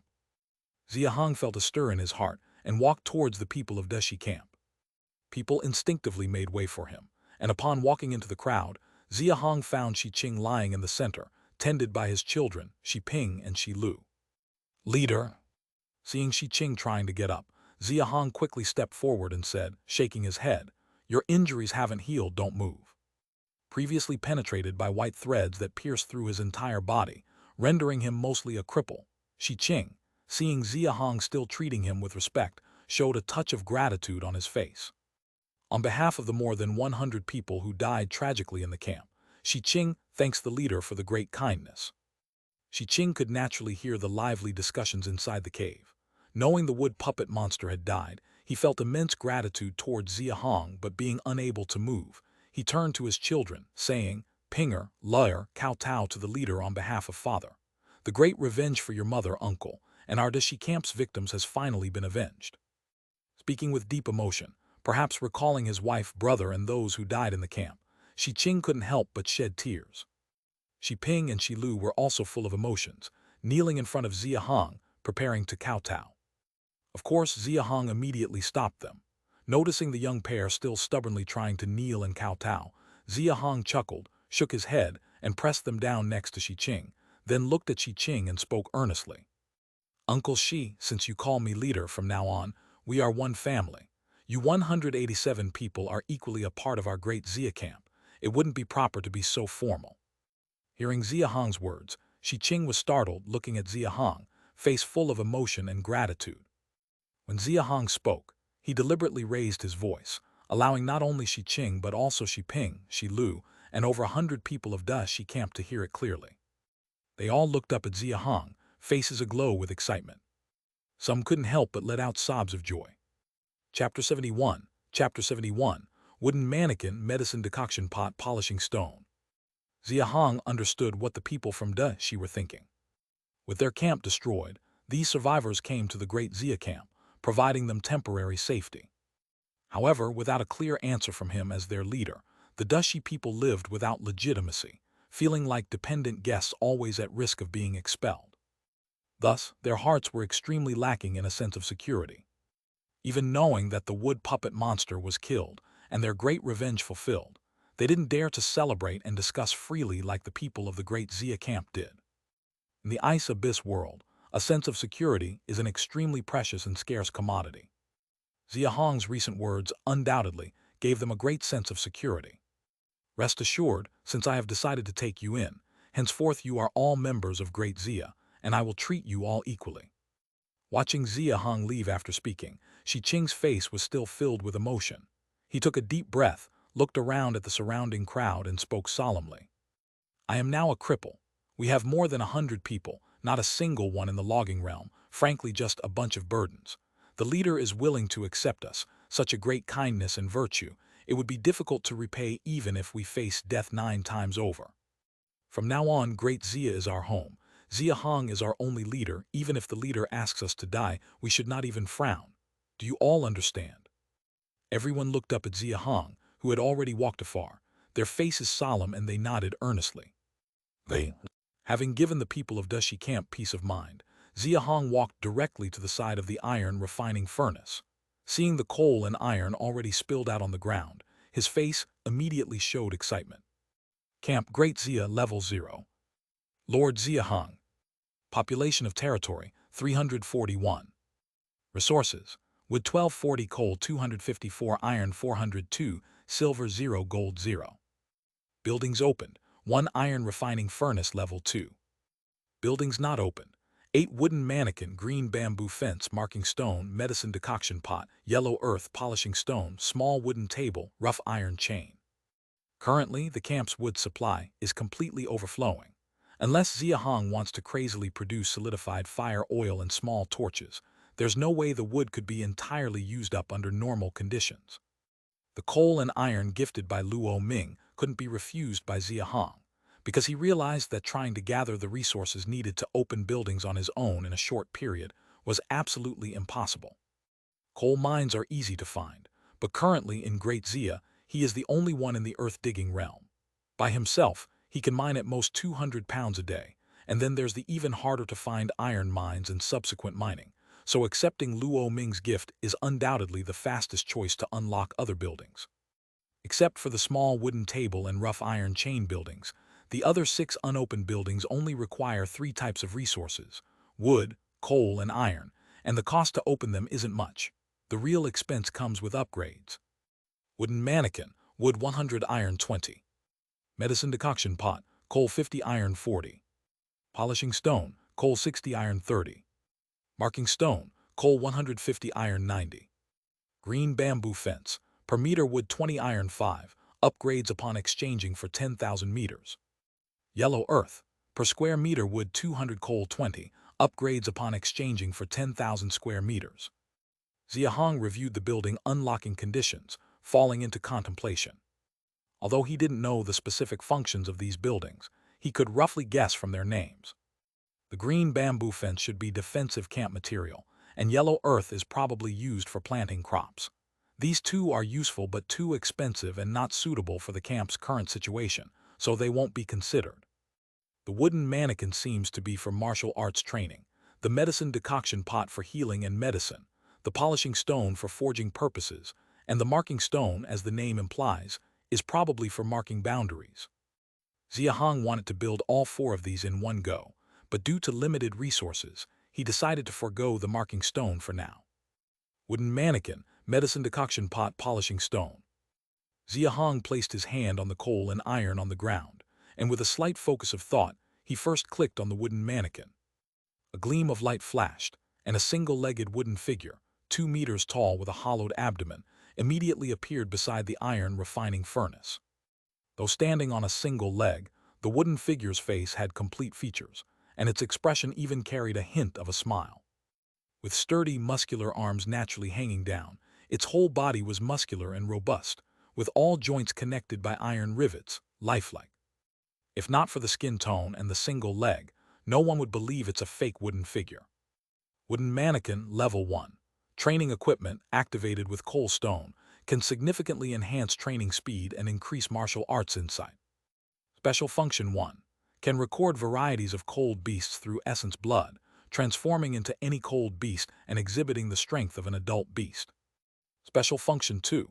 Activated within the iron refining furnace's radiation range, can follow commands and engage in independent combat. Consumption, 5 coal per hour. Upgrade conditions, 3,000 wood, 6,000 iron. This wooden mannequin is incredibly powerful. After reading the description of the wooden mannequin, Xia Hong couldn't help but click his tongue in admiration, his face filled with excitement. Enhancing training speed, increasing martial arts insight, able to transform into various cold beasts for sparring, and within the iron refining furnace's radiation range, it can follow commands to fight independently. Each of these 4 functions is astonishingly powerful. Xia Hong took a deep breath and continued to open the second building, the polishing stone. As more of the coal and iron on the ground disappeared, another glow appeared beside the wooden mannequin, swirling in the air for a moment before vanishing, leaving behind a rectangular black stone over half a meter in diameter. Polishing stone, level 1, can be shaped into any mold for crafting various metal devices, capable of forging weapons ranging from 10 forged to 1,000 forged. Special function, absorbs enough cold beast blood to forge weapons with beast-suppressing attributes. Upgrade conditions, 5,000 coal, 10,000 iron. Another valuable treasure. Xia Hong's face was filled with delight, and he then pointed out the medicine decoction pot. A sudden glow appeared, and beside the polishing stone emerged a half-meter diameter green medicine pot, with a layer of strange patterns on the outside, accompanied by a refreshing fragrance upon its appearance. Medicine decoction pot, level 1. Alchemy equipment, capable of identifying item properties upon the placement of any object. Medicinal items will be automatically recorded. Special function, automatically generates formulas based on recorded types. Materials can be added following the formula and boiled with water to create medicine. Consumption, 20 coal per hour for decoction, Identification consumes varying amounts of coal stone based on the rarity of the item. Upgrade conditions. Wood 20,000 coal, 20,000 iron, 10,000 to generate 10 types of formulas. Phew. Today's surprises are truly one after another. Xia Hong was almost out of breath. This medicine decoction pot, despite its rustic name, turns out to be the most useful. Identifying item properties and automatically generating formulas mean that just adding water and boiling according to the formula can automatically concoct medicine. Medicine. If not for this medicine decoction pot, Xia Hong even doubted whether he could ever interact with this term in the future. Though Xia Hong is not clear about other camps, but for a small camp like Great Xia, where even survival is challenging, there is fundamentally no concept of treating injuries with medicine. Injuries must be endured, and if endurance fails, one dies with no exceptions. Now with the medicine decoction stove, they won't have to expend much effort to use medicine. According to the description of the decoction stove, as long as they keep feeding it items to continually record, it will automatically generate various formulas. Once the formulas are generated, they don't even need to expend effort for refining, they just need to add water and boil. Moreover, not only can medicine for treating injuries be concocted, but medicine for enhancing strength should also be possible. Consumption: 20 coal per hour for alchemy, and identification consumes different types of resources based on item properties. Upgrade conditions: wood 20,000 coal, 20,000 iron, 10,000 to generate 10 types of formulas. Looking at the medicine decoction pot, though Xia Hong's eyes were fervent, seeing its terrifying consumption and the subsequent upgrade conditions made him click his tongue repeatedly. Consuming 20 units of coal per hour, such crazy upgrade conditions, it seems even the system knows you are the most precious.